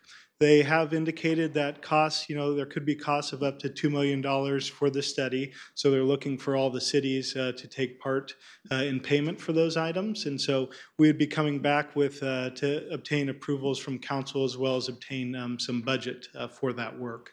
And then the second item was related to the MTC call for projects, and there were big transportation projects. And so as we were working with those other agencies, San Jose had mentioned the desire to put forth an application for a big project. We're talking over $1 billion for transportation concepts in that corridor. Again, this would be from Diridon Station all the way up to Highway 85 and Stevens Creek and Cupertino.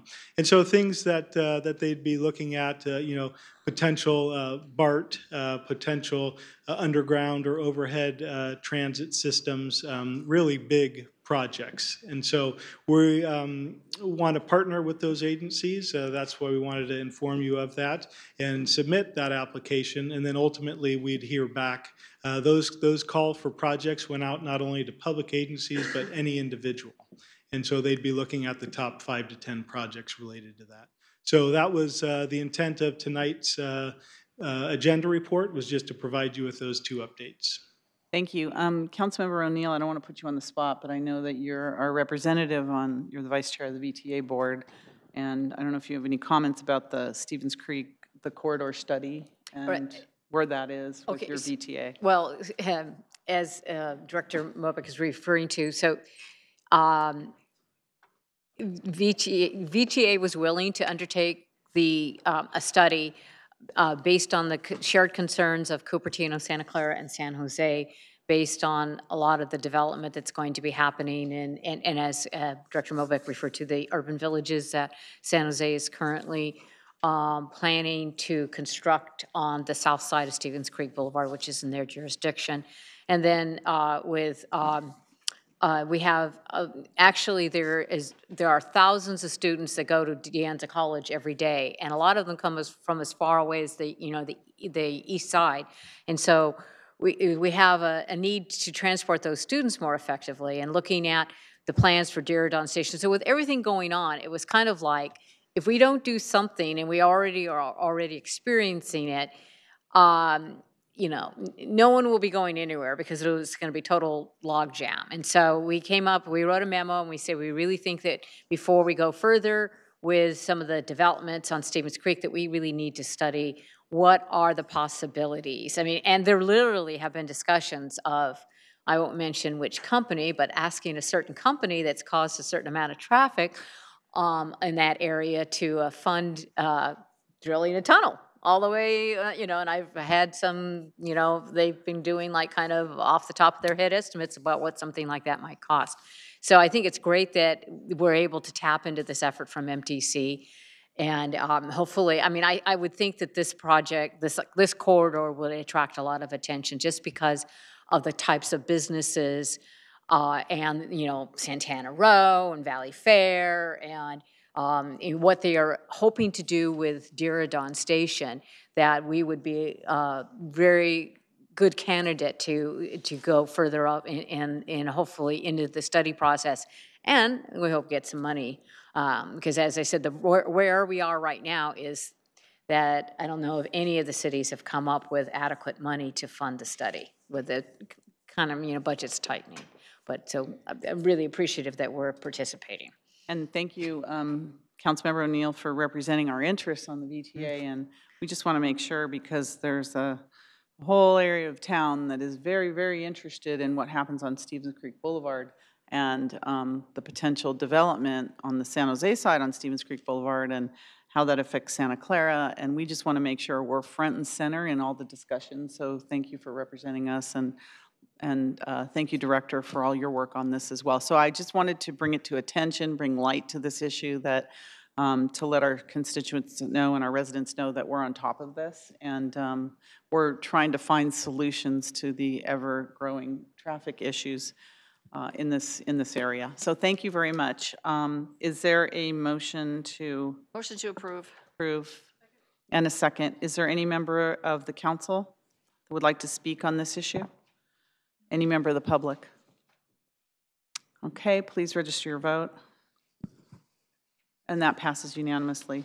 And then the last consent item we have is 2U, and that would be from Vice Mayor Watanabe. That's action on amendment number 2 to the agreement for the performance of services with Wilson, Erig, and Associates for noise monitoring services at Levi Stadium. Vice Mayor? Yeah, thank you, Mayor. Yes, I reviewed the report, and I'm really happy that, this city manager's office is going ahead and renewing this agreement for another 2 years. I looked at the website and the data, and frankly, it's invaluable. The information out there is invaluable, and even there's ways to filter out the jet noise, from the planes overhead. So I decided to check out what would happen if I added in the jet noise, and oh boy, everything went red. And so, which was indicative of how loud the noise is out there. So I think, going forward, as San Jose is, if anybody read the Business Journal, they recently approved, or San Jose recently approved adding another 6 gates. And so that is going to have a potential impact to the area. And as, the Cities Association goes forward and, with the roundtable, I mean, the information is going to be invaluable. So I'm really glad that this project, or this vendor's contract is being renewed and extended, and because it definitely is very important to the residents of north of Bayshore area. So thank you. So a motion to approve. Thank you. Motion second. Any council member discussion on that? Any member of the public? Okay, please register your vote. And that passes unanimously. Okay, the next item we have is public hearing general business. The first is action related to Santa Clara Tourism Improvement District, also known as the TID. So the recommendation to approve the Tourism Improvement District fiscal year 2018-19 amended budget, and to adopt a resolution to levy an annual assessment for the Santa Clara Tourism Improvement District for fiscal year 2018-19. Is there a staff report on this, City Manager? So this is a formal public hearing, and so I'll just provide a verbal report. This follows the July 17th action of where the council approved a resolution of intent related to the Tourism Improvement District and the intent to levy an assessment of a dollar fee from each hotel guest occupied at a hotel or motel in the 9 participating hotels. As part of that, you approved an annual report, which was produced and provided by the TID. And since then, it was amended, largely because as we've continued to implement corrective action on our administration of the TID, the reserve funds, which were included as part of the budget, were put on hold for expenditure for a year. And the TID Advisory Board did amend the budget, and it is included in your packet. With this action, an amended budget, as well as the resolution before you, we can successfully put in place the collection of funds of $1 and begin to assess the fee beginning September 1st. So there's 2 items as part of your staff recommendation is to approve the resolution, which would close up compliance with the proper assessment of funds, and then the approval of the TID fiscal year 18-19 amended budget. Those are the two items. Okay, so this is a public hearing. Is there a representative of the TID? Would you like to say anything? I see. You're available for questions, okay. Any member of the city council have questions on this? And it's a public hearing, so any member of the public. Okay, seeing none, is there a motion to close the public? I'm sorry, City before Manager. you consider a motion, I do have some additional items I'd like to put in the record that I've coordinated with the TID board. There, with respect to beginning the collection of funds, there is a cash flow problem with the with beginning to implement the programs in place. And so what we recommend is that we allow for the collection of funds for the month of September.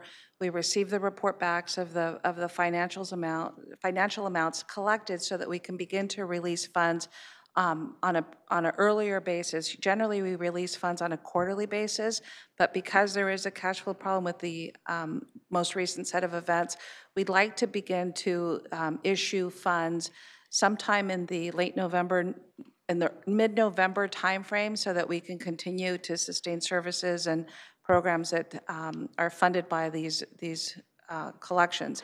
The other is that, and I don't think all these details are worked out, so there is some more conversation to be had, but under the bylaws for the TID, the chamber is the fiscal agent, and the employees were recently released from their duties that are funded by the TID, which means there's no administrative infrastructure within the chamber to administer and provide support for the TID.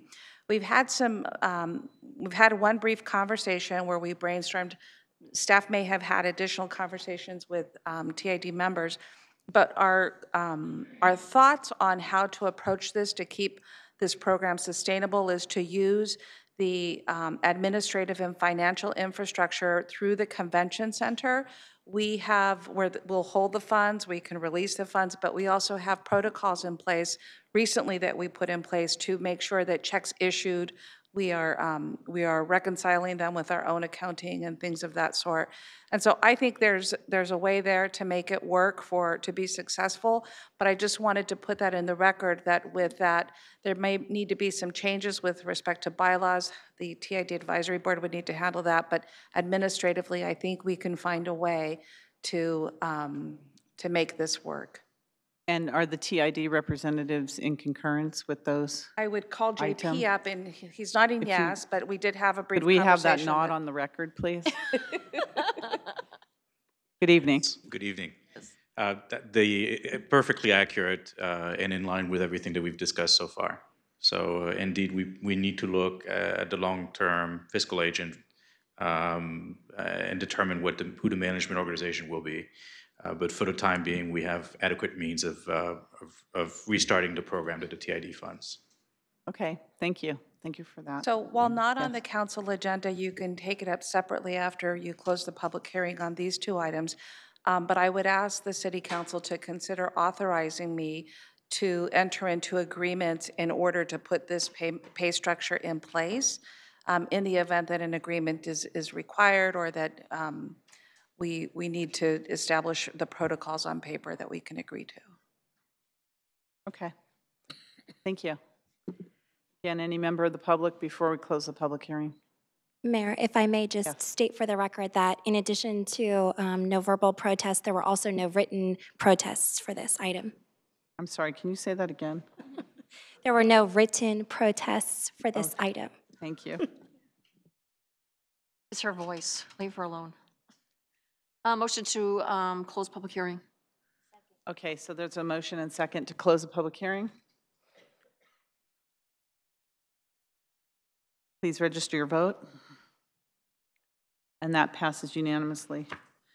So I'd like to make a motion to approve the TID fiscal year 2018-19 amended budget, and also to adopt a resolution to levy an annual assessment for the Santa Clara Tourism Improvement District for fiscal 2018, along with the city manager's directive. How did you want that in verbiage?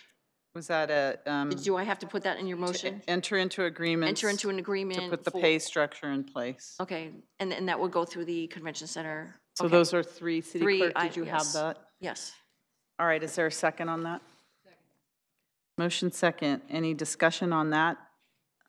City Clerk, your name's here. Do you want to discuss that? Oh, okay. So no discussion. Please register your vote. And that passes unanimously. Thank you. Thank you, City Manager and TID Board for coming. To the TID is an amendment to the agreement with TAP International for audit services. If you recall, on May 22nd, the council directed that we complete a performance and fiscal audit of various convention centers, CVB activities that were under contract with the chambers. As part of the review, the auditor recommended that we look at the TID, since TID funds have been used to support CVB activities, as well as the financial structure used by the chamber being somewhat integrated, the need to further review that.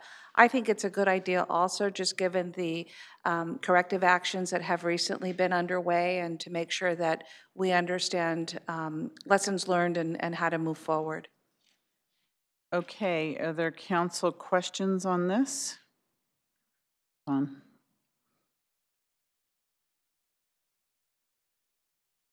don't see any. Councilmember O'Neill. I'm just curious, City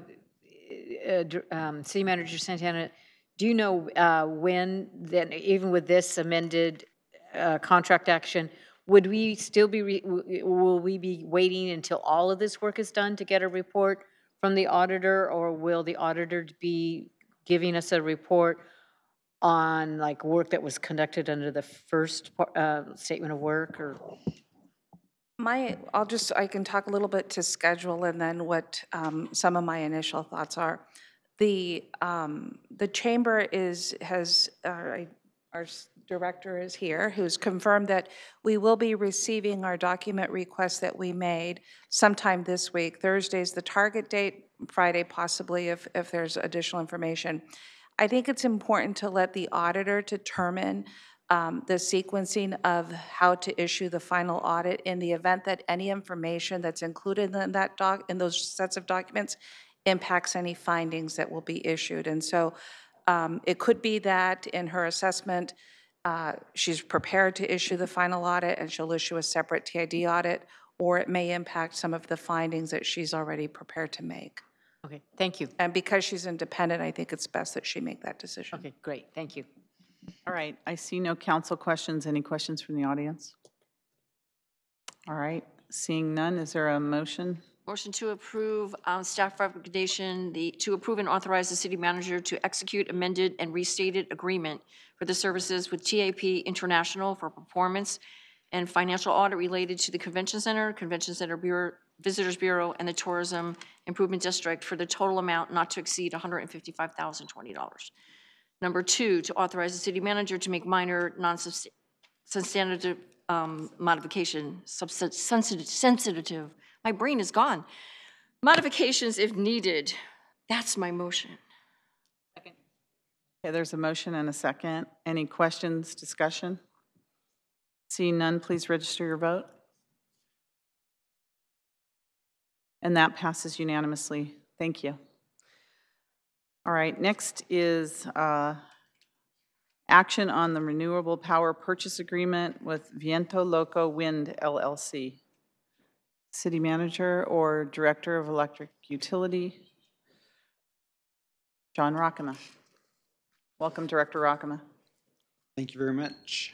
I'll just do a quick presentation because we've talked about this before, but the Viento Loco Wind Power Purchase Agreement is for a 200 megawatt New Mexico wind resource.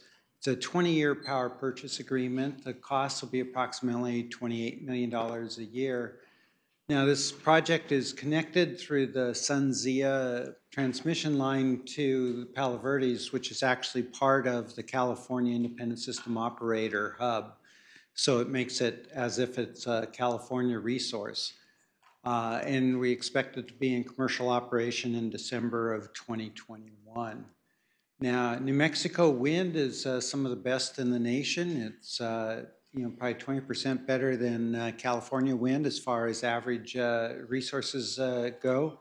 So we're very excited about having this. It also complements California solar very well. The red curve here shows California the solar curve, but you see the blue curve is the wind, so it actually is ramping up in the evening as the solar's ramping down, and actually complements the solar very well. This is how it fits into our curves. The black curve is the current requirements for renewable portfolio standards. The yellow curve above that that's going up toward the air is actually comes from SB 100, which actually passed the assembly late this afternoon, so it's moving its way through the legislature. You can see the green area there shows how this power purchase increases our portfolio and is really setting us up as we go into the future here. Our counterparty here is Pattern Energy. They're a US-based renewable developer, but they have projects in Canada and Mexico, Chile, Japan. They operate over 4,000 megawatts of projects, and they have in pipeline over 10 gigawatts of wind and solar projects as they move forward here. So they're a substantial counterparty. So we certainly recommend that you authorize the city manager to execute the agreement in form substantially similar as we've presented, subject to approval of the city attorney, and authorize her to sign any other documents that are necessary to effectuate the purchase. So. Thank you, Director. Thank you for the excellent report. Is there any member of the council have a question on this? Seeing none, any member of the public? Please come forward if you would like to make a comment on this.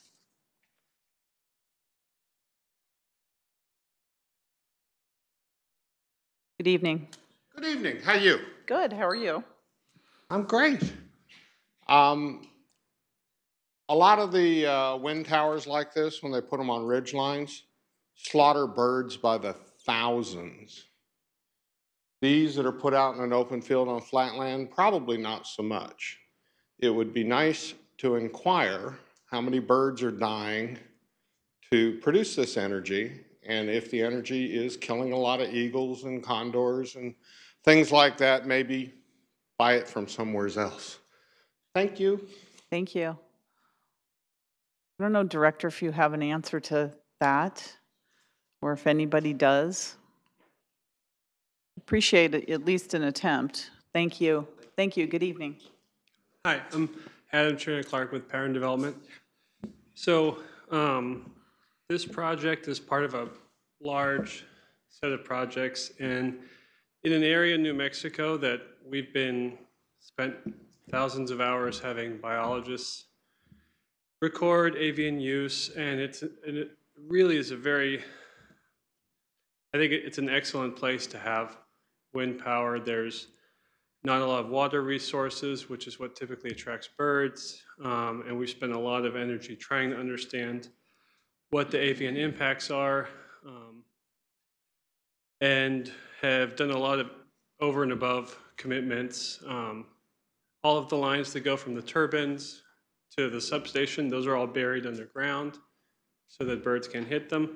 So wind does have avian impacts, but they are certainly less than other power sources. And this area in particular really doesn't have the kind of sensitive species that would be of concern, such as condors and smaller endangered birds. Okay, well, thank you for that answer. Appreciate it. Oh, I'm sorry, Councilmember O'Neill has a question. I'm sorry. I've had discussions with some of the members of our SVP staff in the past about the issues about birds, and maybe you could help me, because our staff has said that the design that's currently used, like a lot of these, and I'm not sure about what you're going to use, but I would assume you're going to be using the latest state-of-the-art turbines, that with the size that they are and the length of the windmill blades, whatever that, they have greatly reduced the numbers of birds that have been killed by flying into them. And I think that on some of them they have some, some kind of grating or whatever, something down below that keeps the birds from flying, can you comment, I'm stumbling here, but can you comment on Sure. whether, as to whether the design is now improved in that regard? That's a great question. I think, you know, the wind industry had in California, the Altamont Pass area, and in a way it was the best problem to have because we became very aware early on in the industry's development of potential impacts and have done a lot to understand them. And to your point, as the turbines get bigger, there is a lot fewer turbines on the landscape. So there's a lot less sort of surface area for those collisions to happen. And then on top of that, again, this area I think is really well suited, and this is a landscape scale suite of projects. And so the larger the project, you know, the birds are able to see it ahead of time instead of get surprised by one or two turbines. So the technology is advancing, and I think the impacts are coming down. Again, it really varies where you are in the country. This part of New Mexico is sort of in between migratory corridors going out to the west and then those going out through Texas to the east. So it's pretty well situated, but the technology is helping bring that rate down. Okay, great. Thank you. Yep. Hey, thank you. Any other questions from the council? Public? Okay, is there a motion on this item? To approve? Motion to approve. Is there a second? Is there a second? Second, thank you. Motion second. Any discussion further from the council? Please register your vote. And that passes unanimously. Thank you very much. All right, the next item we have is a public hearing. It's action on appeal of Planning Commission action for the property located at 1593 Lexington Street in Santa Clara.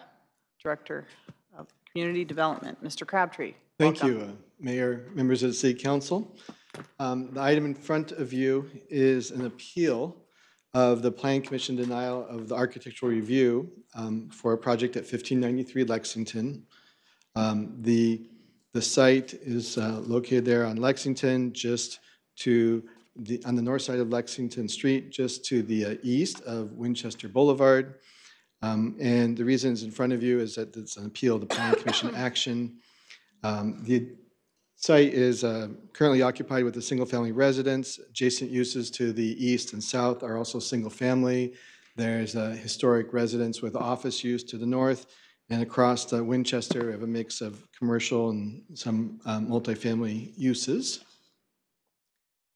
This is a picture of the house that sits there today. It's a one-story, single-family residence. It currently has a basement that's not fully habitable. It has some storage use and so forth in it. And then there's a detached one-car garage on the site. The project history, this began a little over 10 years ago as a code enforcement case. There was an extensive period of time during which staff and the applicant conducted research and had discussions trying to determine the legal status of the basement of the residence, which had been in use as bedrooms and residential use.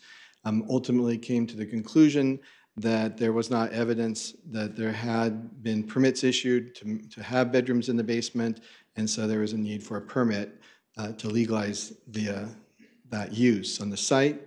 They filed the architectural review application, which the Historical Landmarks Commission reviewed and recommended for denial. On that basis, staff had denied the approval. That was appealed in 2014 by the applicant to the Planning Commission, which upheld the denial. Then it came to the City Council. City Council eventually continued the item and directed staff to work with the applicant to make revisions to the project before returning to the City Council. Again, another somewhat extensive time during which staff has been working with the applicant.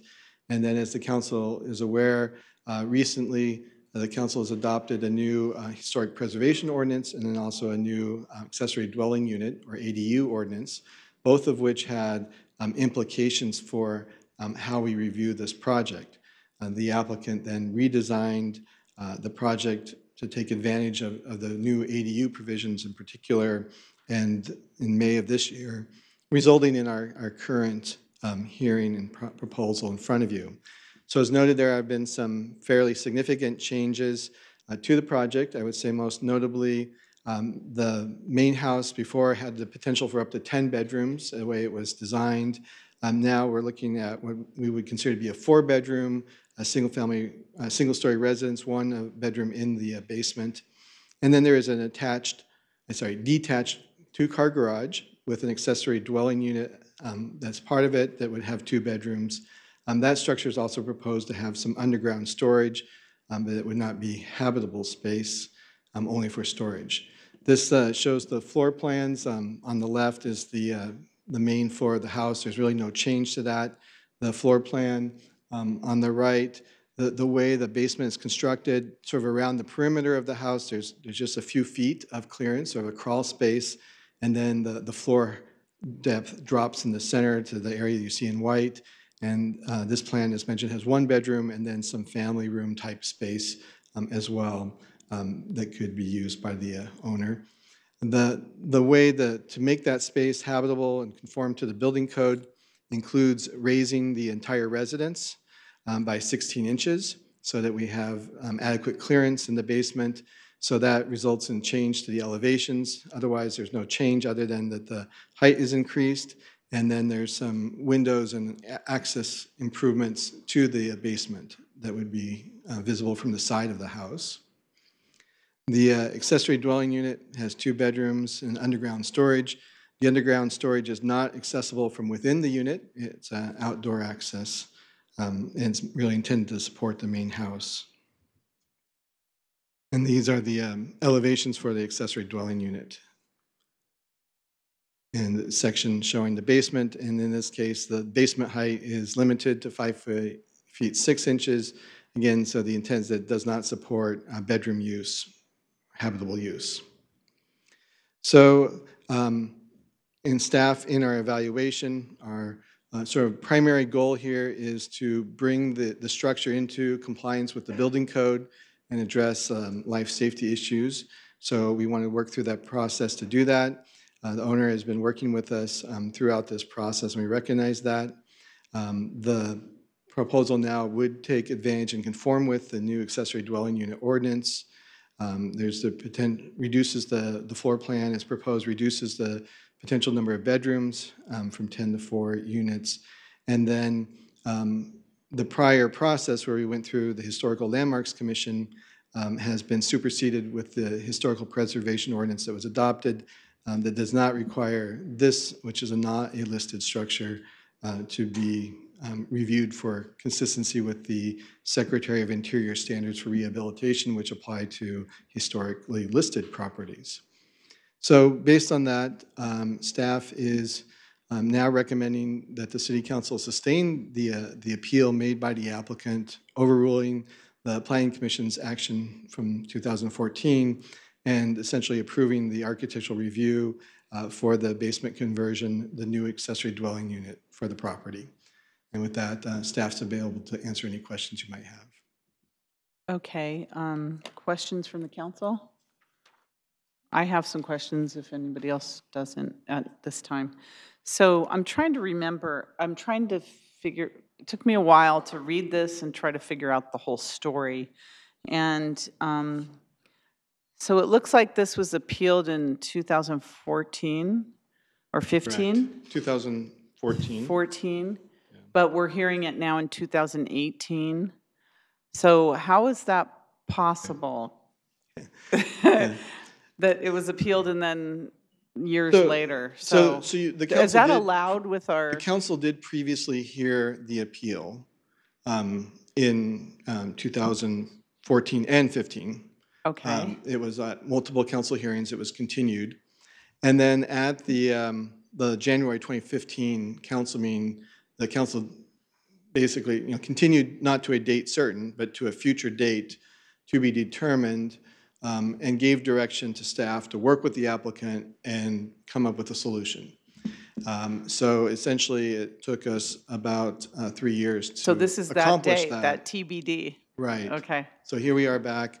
Okay. And as we were working with the applicant, we were actually working, looking at design options. The accessory dwelling unit ordinance was also coming forward. So, being aware of that, the applicant sort of weighed to see if that would get adopted, and then how could that be utilized in their redesign, which they then did. And so that's part of what was occurring during that time frame. So I think that as we go further into all our planning issues, we may want to tighten up that time period where there's an appeal and then it's heard, because years going down the line, I don't think is the spirit of what an appeal should be. That's just my opinion at the moment. And so then, so this is an appeal of the original plan that was submitted. But now what we have before us also includes the ADU. Right. So are we able to look at this now? I'm thinking it should have been a new application, but if we're looking at this now, are we able to, we're not really, it's not, this project is I'm just confused as to, it seems like a new project. Right. Well, it is a new plan, and under the zoning code, the council has the authority to grant site and architectural review. So I think that, being in front of the council, you absolutely have the authority, should you choose, to approve the site and architectural review at this point. Alternatively, you could give different direction, and we could go through a new application process if that were the will of the council. But we're ready. We think the work has been done. The council's ultimate approval authority, and so staff is recommending that we conclude this process. Okay, thank you for answering those questions. Vice Mayor Watanabe. Thank you, Mayor. Yeah, I was wondering myself, why it didn't go to the Planning Commission first. It went straight from the, I guess, where the Planning Commission rejected the plan back in 2014, and it's coming straight to the City Council. It seems like maybe it should have gone back to the Planning Commission. Well, I think technically, because it had already been there and it was an appeal and the council continued it, we were following that process, where the last direction we had from the council was to return to the City Council. Okay, thank you very much. It's before my time, so, but thank you for the clarification. Mine as well. Yeah. Councilmember Davis. Okay, I'm on the same vein here. When I was reading this myself, this underground storage unit, this is dug underground, so that kind of concerned me because that wasn't part of the original. And do we have to follow some sequel process on that? Because I don't know that's in the old quad, and I'm really curious as to what's over there, because I know we have a lot of stuff under the ground. So I'm just curious, if this whole thing is changed and we have a new ADU law, how come this doesn't go back to planning for them to revisit this, especially this digging of the ground, of underground? So we have a basement, and then we have an underground, and then we have an ADU. And I would really like this to go back for a review. That's just my opinion on this, because it's been so long, and I just really, could you tell me what the status of where this, who was living, was there actually someone living in this house over the last 2 years? So the, not obviously in the accessory dwelling unit, but the primary residence is being lived in. Somebody was living there. It's been lived in this entire time. Okay, because this to me looks like a whole new plan, and I would just rather kick it back to them. I don't want to take the chance on approving something that I'm not really sure about. Especially when things were added on and changed and then another hole dug in the ground. So I just that's my personal opinion. I don't know what the rest of the council believes, but that's where I would just like to kick it back to them. No. And so and have a better understanding. Just to clarify too, that you have the option of delegating it to them or proposing a new application that be brought forward through the regular process as well. Those are options in front of you. Okay. As well as just referring it to them for their input. Who wants to speak? City Manager? I would suggest that you direct us to, or you may want to deny the appeal and then direct that a new application be submitted so that we start fresh, just given the time. I'm hearing the concern. I think it would be cleaner that way. I had some questions. Councilmember Mahan? Yeah, because I want to clarify this. It seems to me these people have been through a lot, and they've been working with staff diligently to try to get this resolved. So I want to clarify a few things. First of all, is the main house being altered other than being risen 16 inches? Right, so the only alteration is to raise it, and then the basement is being improved, but the first floor is not being modified. And they had living space, although unpermitted, they had living space in the basement, and this began as a means to get the proper permits for the rooms that were already in the basement. Is that right? That's correct. And after the denial at Planning Commission, it was already appealed here. So this is really just a continuation, albeit a long one, of the original appeal. Is that right? That's correct. And during those ensuing years, the homeowners have worked with staff on various plans to refine their original application. We see it all the time in projects big and small, where things change over time. And the plans that come often, and we hear this from our Planning Commission often enough. They deny a project, it gets changed and altered, then it comes to council, and with new plans or alterations to the plans that make it acceptable, and we approve it. And you know, sometimes hard to close that loop and communicate back to Planning Commission, yeah, you guys did the right thing, but now it's a changed plan and we're going to approve it. I just don't see why we want to put these homeowners who have tried to do the right thing through additional expense. These planning applications are not cheap. And additional time when we have the complete plans now that have worked through staff, have complied with our new regulations that we've imposed on these homeowners, and why we just don't go forward with this appeal, especially in light of the staff's recommendation to approve these plans, since they now do comport with all of the relevant regulations. For one, I want to hear from the homeowners, because I don't see why we want to give them more grief and have them start all over. All right, thank you. Councilmember O'Neill?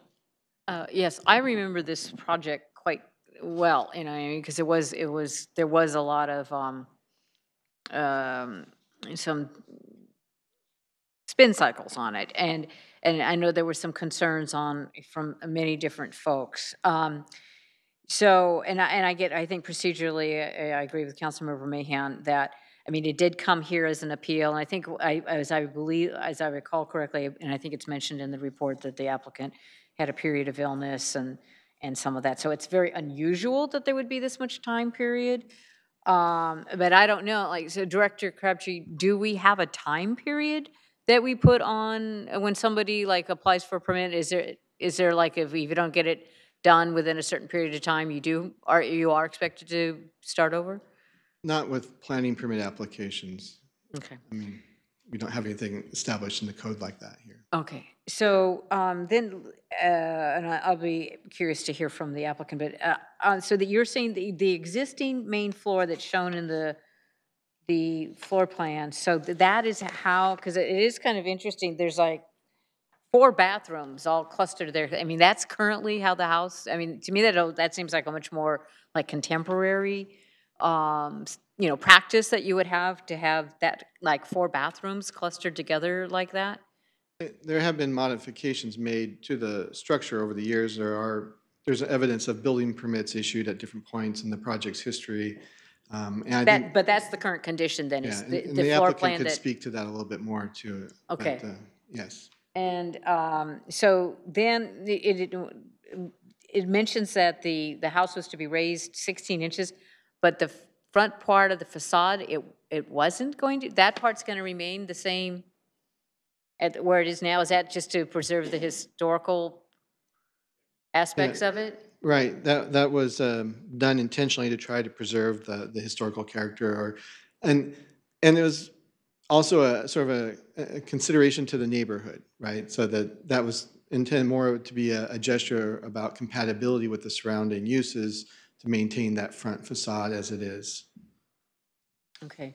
And then the basement, so the basement is not meant to be the entire footprint of the house, but it's a subset there because it looks like it's indented. Correct. Okay. And then, so the ADU,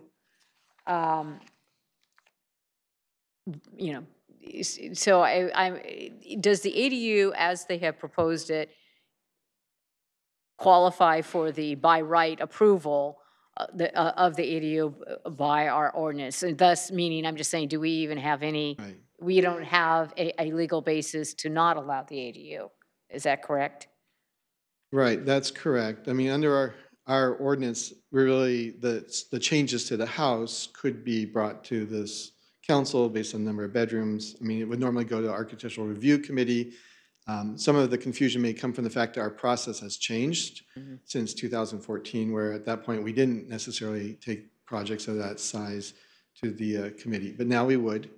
And that would be our standard process should that come in today. Based on the bedroom count and the modifications of the primary residence, we would go through the architectural review process. The ADU of itself would not, would not be subject to that review. As long as it complies with the building code, we don't have a, Right. under the state law and our ordinance, we cannot say no to the ADU. Well, basically, it's a ministerial process, Yes. so it would just go straight to building permits. Right, okay, great. Okay, that's my questions for now, and we look forward to hearing from the public and the applicant.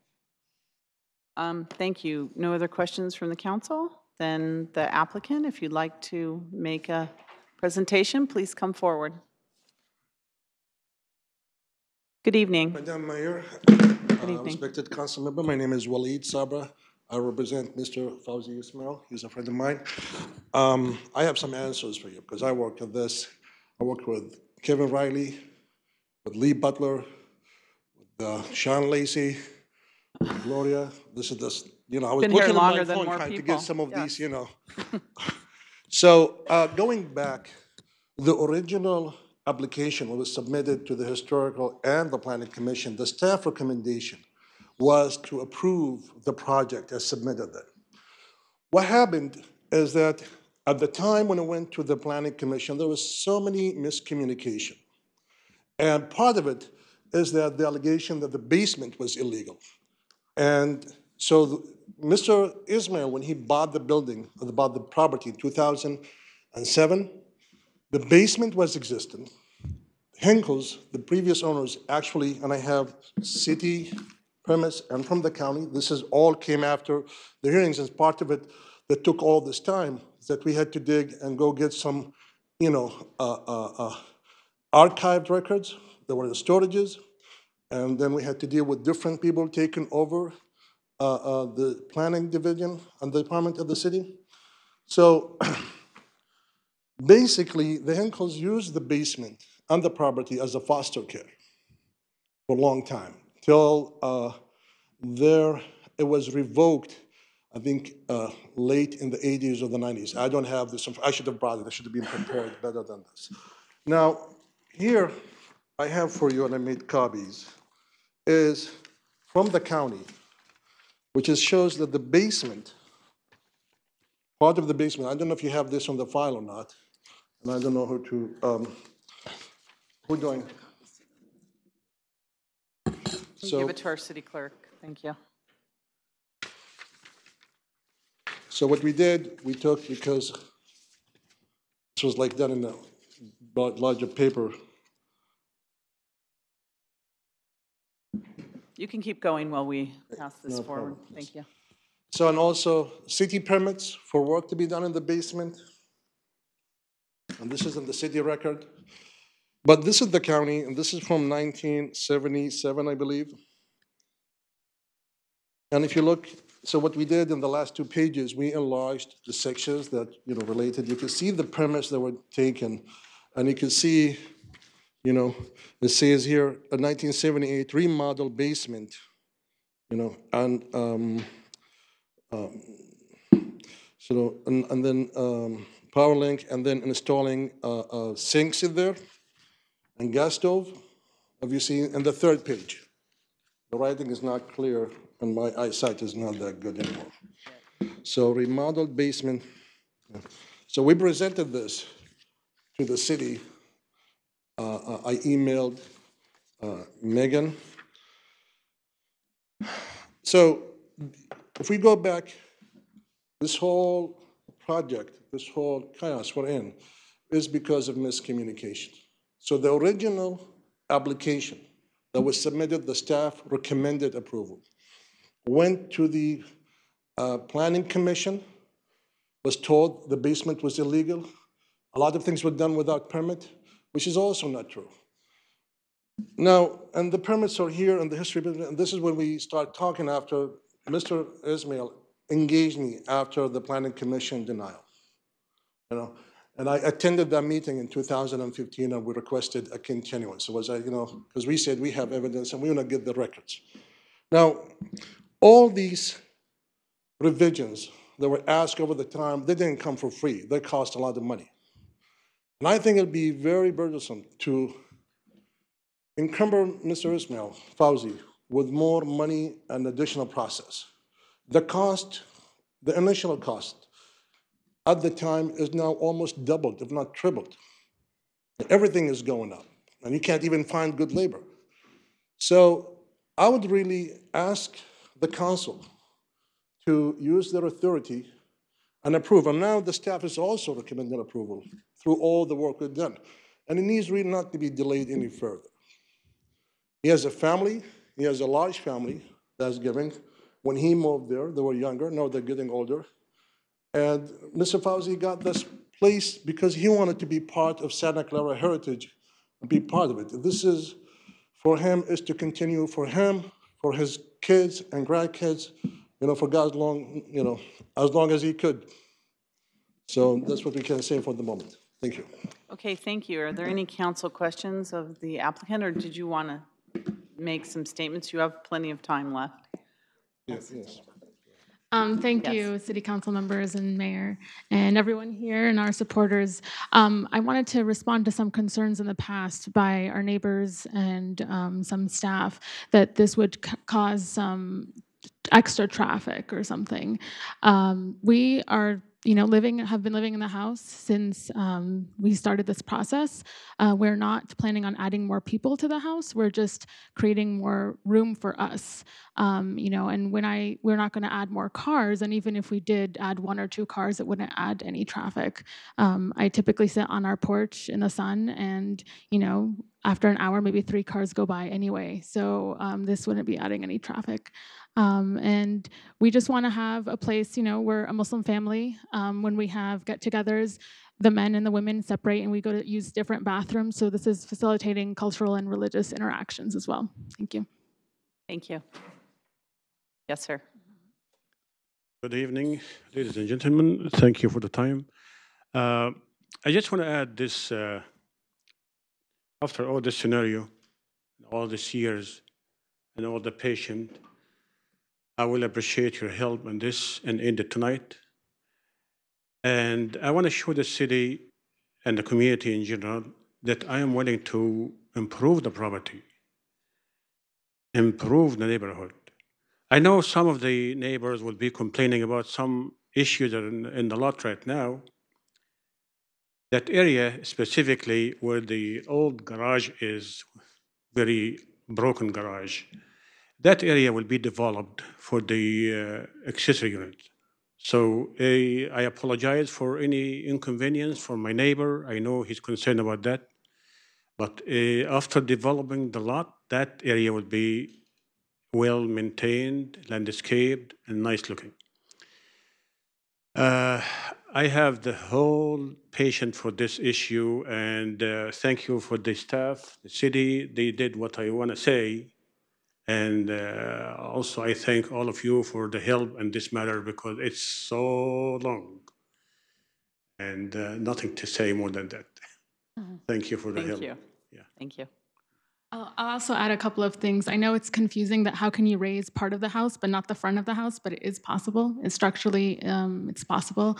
And the reason why it won't matter aesthetically is we have a 6-foot fence that we actually installed new in response to our neighbors' concerns. They didn't like the green tarp that we had, so we put a beautiful 6-foot fence. We did some landscaping. We repainted the house, did a lot of improvements. We really tried to make sure that our neighbors were happy. And so the extra 16 inches will just allow our current 6-foot 5-inch house basement to be 8 feet, so that it could be a proper residence. And like we said, we have in front of you 1978 permits that allow the basement to be habitable. To the, the current situation for the landscaping, the front completely landscaped very well, and majority of this lot also as well. The only area I'm concerned, and the neighbor will be concerned about, where the garage will be demolished and the accessory unit will be built. This is the area. It has material for, of course, for the past 5 years, I've been collecting the foundation materials and all some equipment, hopefully to do it this year or this year or this year, but we came all the way to this time. So it will be developed with your help. Thank you.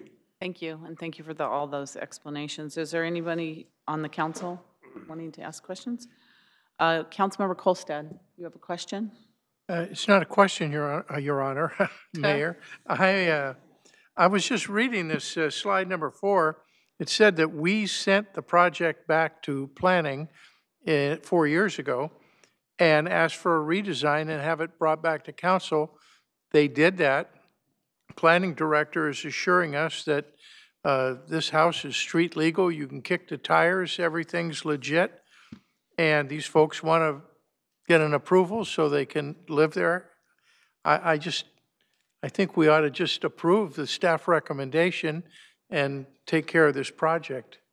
You want to hold that motion, or until we go to the public? I'll go right back to you. Thanks.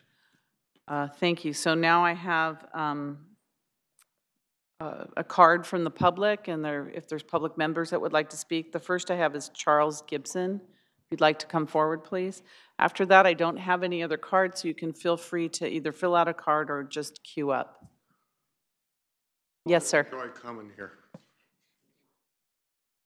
I've known Fauzi for half a dozen years. He's done a lot for this community. You have no idea. He was instrumental in building the 2 mosques here. He does a huge amount of work taking care of people in this community. You have no idea what an addition he is to this city. I hesitate to use the word tortured, but there's nothing else I can think of to say. He's had a hard time over a decade trying to get that basement, which was built when he bought the house, to be corrected. It wasn't built well. There were a bunch of foster kids living in there, maybe not so good. Clean it up a little bit, make it nice. Since he started this, he's become a grandfather. So there is one addition to that household, cute little girl. If you could help him out, I would certainly appreciate it. Make up a little bit for your stuff in that stadium in my backyard, which I don't like. Thank you. Thank you for your comments. Okay. Come forward, please. Good evening. Good evening, Judy Tucker. We have the property, the historic property that kind of shares the rear fence of both properties. And we have gone through all of the meetings that were held back in 13, 14, whatever the year was.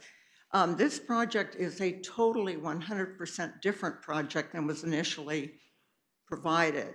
And I mean, there is nothing about this property that, except maybe, nothing about this property that won't be touched. Raising the house rather than just digging out the basement and leaving the house at the current level. The new basement in the main house. The ADU with the basement, that's unusual.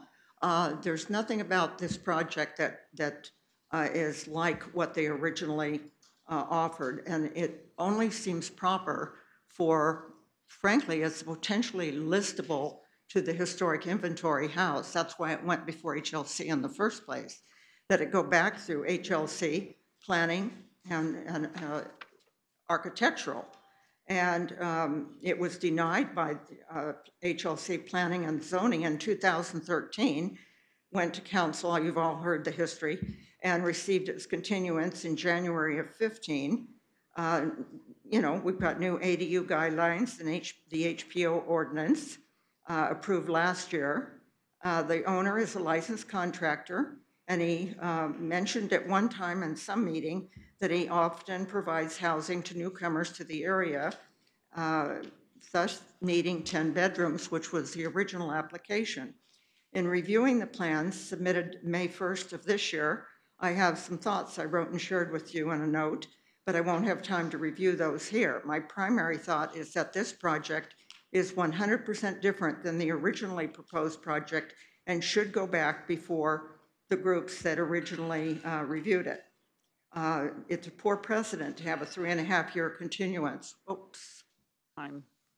If Can you I want to have- finish your sentence, Okay, that's good. to have a 3.5-year continuance, which I thought would be a lot shorter period, especially with the new guidelines and ordinance, and allow the project to skip the required review process other projects go through.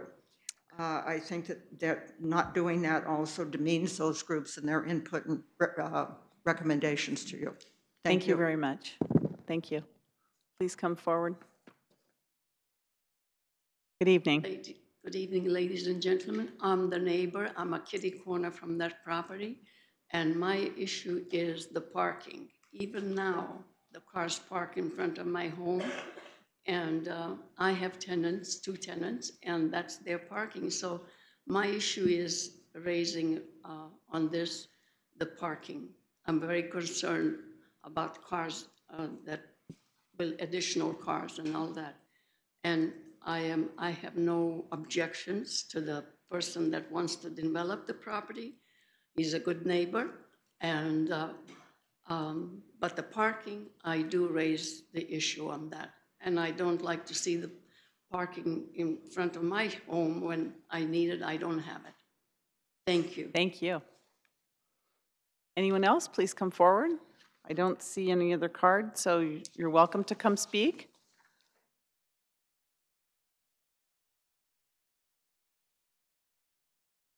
Good evening. Good evening.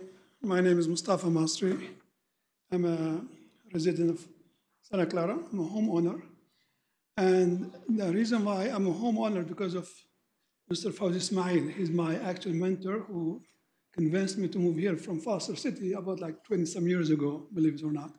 I'm self-proclaimed preacher, so I help a lot of community members in the Muslim community, and I sort of help high school kids get out of trouble, different variances, and I visit hospital because I am the only Muslim funeral director. So I also help people through suffering, and I can, tell you that I haven't seen a person of character more helpful to the community members than Fawzi. Not to mention, as my previous speaker said, that he is a licensed contractor. So when he advised me in my home, he made it more beautiful. It was a shack. Now I own 5-bedroom home, 5 bedrooms home in Santa Clara that looks beautiful and has lots of fruit trees. I just hope that you do take step to approve it, because when he first came to this panel here, he was much younger with less gray hair. I hope I don't see you or some of you with more gray hair discussing the same thing 10 years from now. We take care of that, so. I know yeah. you do. Okay, you look beautiful, all of you. But I don't think it's worth our time here, because I have prevented at least 5 people here from standing here and speaking. We could probably go till 10 o'clock. But I said I will make it short. And I think it's in your hand that to basically approve and process it. The gentleman did a beautiful job in presenting the plan, and it's being kicked back and forth like soccer ball. I think it's in your court right now. Thank you. Thank you. You'll have a chance to rebut or give some final comments at the end. Yes, sir. Hassan Hagag here. A little story, which I can attest to the character of Mr. Fawzi. When I first moved back to Santa Clara after taking a short break in Northern California, he actually let me stay at his house while I found a place to live. And where did I end up? Literally across the street from him, in an old Victorian, which is what made me love Victorians, which, as you all know, the rest is history when I'm about mine. I lived in mine. I lived in that old Victorian, which is, again, it's a multi-unit house. across the street from his. And behind him is the Kylie house, which is, you know, offices, kitty corner. It's got the salon next to it, our apartments. So it's multifamily units or houses there. And his house is surprisingly not even R1. It's a multifamily zoned.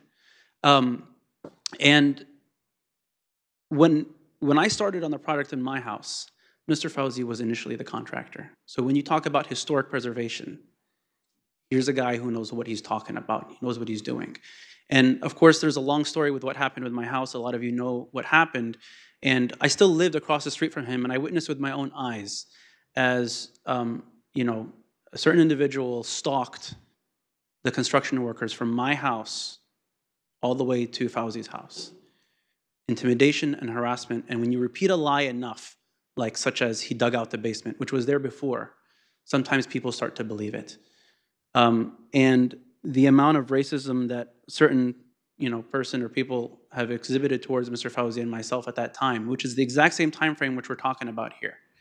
You know, I'll read from you an email that was sent to then mayor, who said, I understand from city staff that the city of Santa Clara has taken a position of no enforcement of law whatsoever against anyone connected to the 1091 Harrison project, that's my house, or anyone connected with the Muslim Community Association. And in conclusion, or what I want to say is, for the neighbors that are not happy, whatever violations are there, what this plan is trying to do is to correct those. And he's worked with staff, and he's maintaining the historic nature of the house, and I would implore you to approve it. Thank you. Thank you. Anyone else? You'll have a chance, Mr. Fauzi. Anyone else want to speak? Okay, so now I'm going to ask the applicant if you'd like to come up and answer any of the issues that were brought up. I just want to clarify that the original application was actually raising the house. So it was nothing about digging the basement at all. The only difference was the interior layout of the basement and the number of rooms and bathrooms. So that's the only thing that was altered and changed and came in compliance with some of the comments that was made by the Planning Commission and with the staff. That's the only thing. And I don't know what Mr. Fauzi would like to add. Okay, thank you. Yeah, I just want to remind all of us that the property is R3 and it's zoned for multiple units, residential units, but we just work with one single house. So, and in the meantime, I consider my neighbors are my extended family by religion. My neighbors are my extended family by religion, my religion. So I love them all, I work with them all. I'm not going to hurt any one of my neighbors, because if I do so, I'm hurting myself. And I'm going to sacrifice a lot to develop this property. I just, in the past, when I got this property in 2007, I worked with the city and with a nice, beautiful lady, she retired already. She really asked me, Fauzi, can you fix this property? I said, I will, with your help. And I did. I changed 30-some windows from the original windows to the new windows. And also, I remodeled the kitchen. I built the 4 bathrooms. All this with a city permit. There was never mentioned anything about the basement. All the confusion came from somebody. I was working, the architect was doing the plans, and the city came to me and said, Fauzi, what are you doing with the property? I said, look at this, what I'm doing. I'm doing the flooring now. And the plan will come to you tomorrow or the next couple of days for kitchen remodel, for bathroom addition, for repiping. Even the sewer line has to repipe because it was rusted, it was leaking. So the property was deteriorated totally at that time. So I fixed it. I spent at that time, 2007, $120,000 on the property. Now, in order for me to do the work, I will be spending $300,000-400,000, unfortunately. But I'm willing to do it with your help. Thank you. Thank you very much. Is there a motion? Well, let me ask, Councilmember Mahan or Councilmember Davis, do either of you have questions for the applicant or just comments? Comments? I have All right, comments so, and- yeah. so first I want to ask someone on the council to close the public hearing. Motion to close public hearing. Motion second to close the public hearing.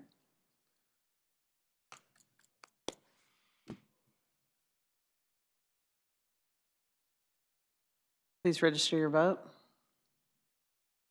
Thank you. I'm going to go to Councilmember Kolstad, who had a motion on the floor, and then we're going to go to the council comments. Councilmember Kolstad. Thank you, Mayor. This man did exactly what we asked him to do 4 years ago.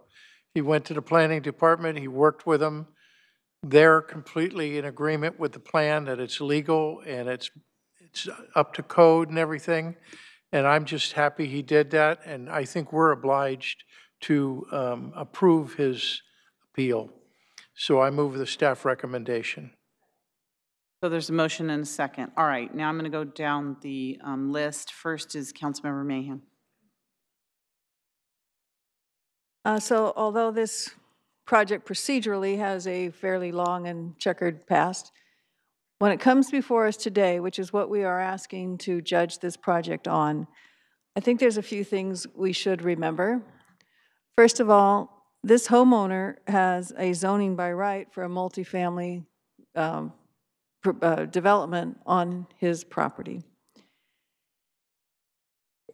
And instead, he is seeking to preserve a single-family home, which is in the old quad, has some historic significance, although the house itself probably doesn't rise a level of being historically significant itself.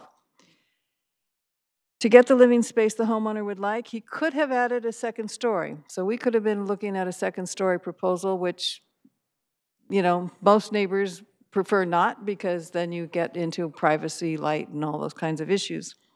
And he's not going up 2 stories. And as one speaker pointed out, this is not the same project, because the first project was, I think, for 10 bedrooms, and now it's 4 bedrooms, much more in keeping with the single-family neighborhood. The accessory dwelling unit is something he could build by right. It doesn't even have to come before us. It's just before us now because it's part of his overall plan. But he could have come back later and done this by right, ministerially, as our planning director pointed out.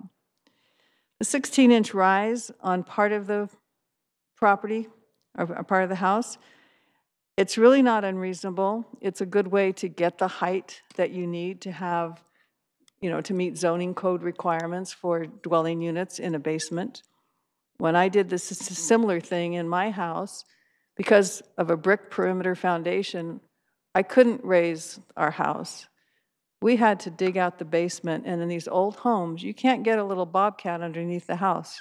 We had to do it by hand. And you talk about some toxic dirt. It was quite an undertaking. So raising it 16 inches is really not unreasonable, and it's really quite common in the old quad.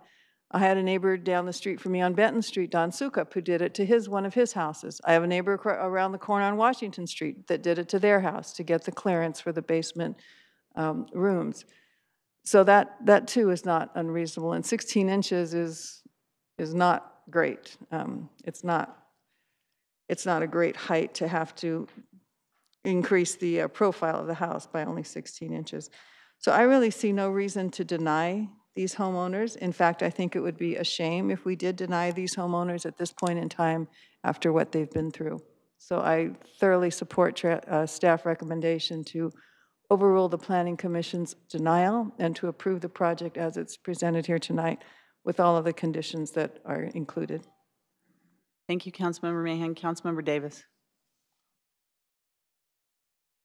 Mr. Fauzi, I remember this now. Hassam, thank you for reminding me of what happened, because I forgot about this because it was so long ago. Sorry, short-term memory. When Hassam spoke, it brought me back to what you went through and what was going on, and it reminded me of what you went through. And so I'm going to support this motion because I think you've been through enough. And I think that's not what we do here in Santa Clara. We take care of our people. We like to build a community, and your supporters here have demonstrated the fact that you are here to stay and you are building a community. So I will be supporting this motion, and Hassam, thank you for reminding me what happened. Thank you, Councilmember Davis. Councilmember O'Neill?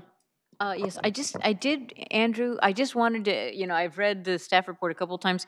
So the ADUs by right, so this doesn't require any review under the Historic Preservation Ordinance by the HLC because of its potential character or its proximity to other houses. I just want to make clear that with the new, because that wasn't in play at that time.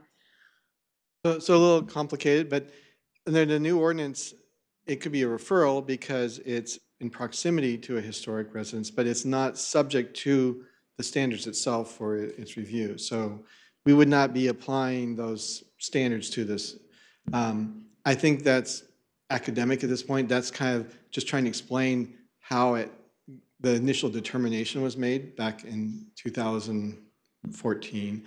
And so, I don't think we would have an issue with recommending approval if it were to come forward under the new rules today.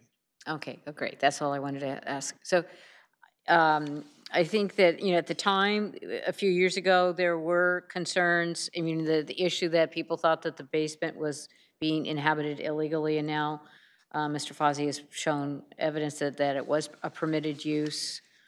So that, maybe everything wasn't up to code, but that wasn't his fault as necessarily as an owner coming in. The fact that, so the issue about the legality of the basement does not seem to be an appropriate issue or to be contesting at this point. And that is a huge drop from 10 bedrooms to 4 bedrooms. And I could, understand, the concerns of people thinking about that there was going to be potentially, 6 bedrooms down in the basement. So I feel like that this project has, as others have said, has gone on long enough, and as long as there's not a historic issue involved with it, I will be supporting the motion. Thank you. Councilmember O'Neill, I also will be supporting the motion. I think it's a reasonable use of the property. I think that a lot of boxes have been checked, and it's been improved dramatically. And the addition of the ADU doesn't really, we have no say over that. I believe Mr. Fozzie when he says, talks about the people that will be living in the property, and so therefore I don't think parking and traffic will be an issue based upon that. So I also will be approving the motion. So, Vice Mayor Watanabe. Thank you, Mayor. I just have one question for the applicant. Who is going to be doing the remodel? You.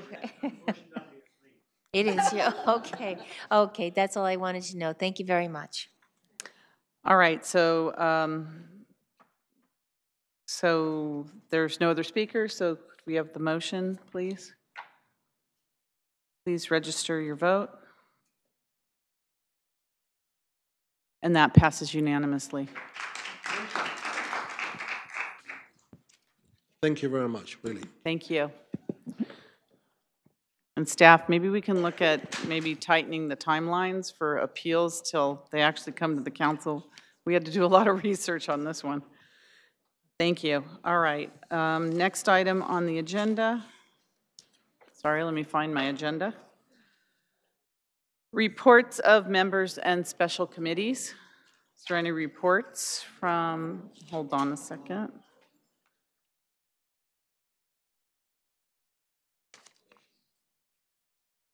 Any reports from any council members? All right, city manager, executive director report.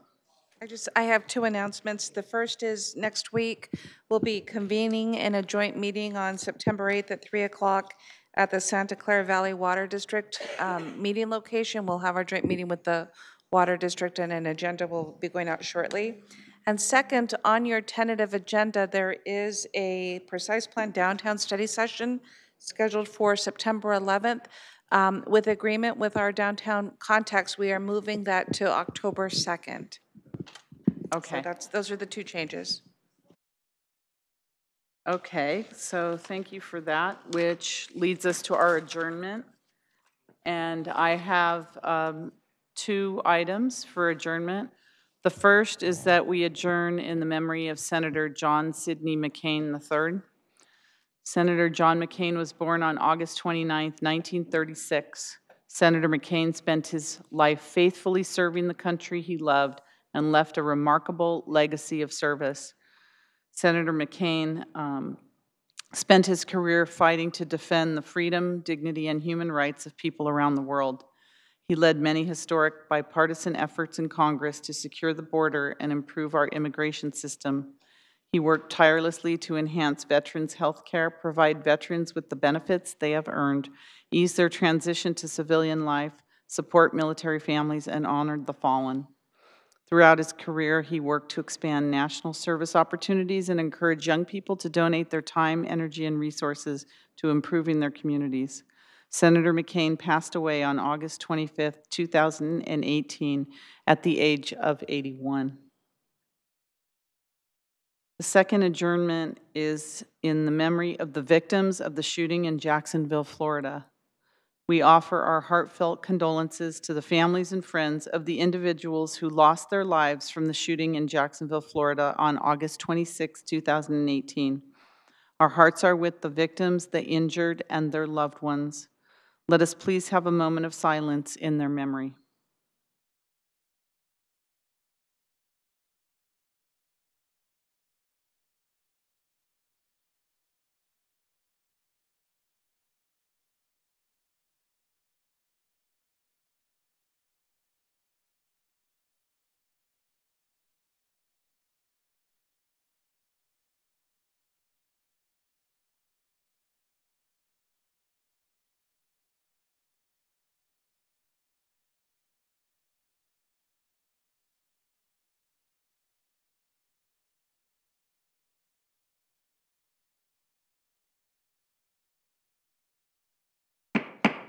Meeting's adjourned. Thank you.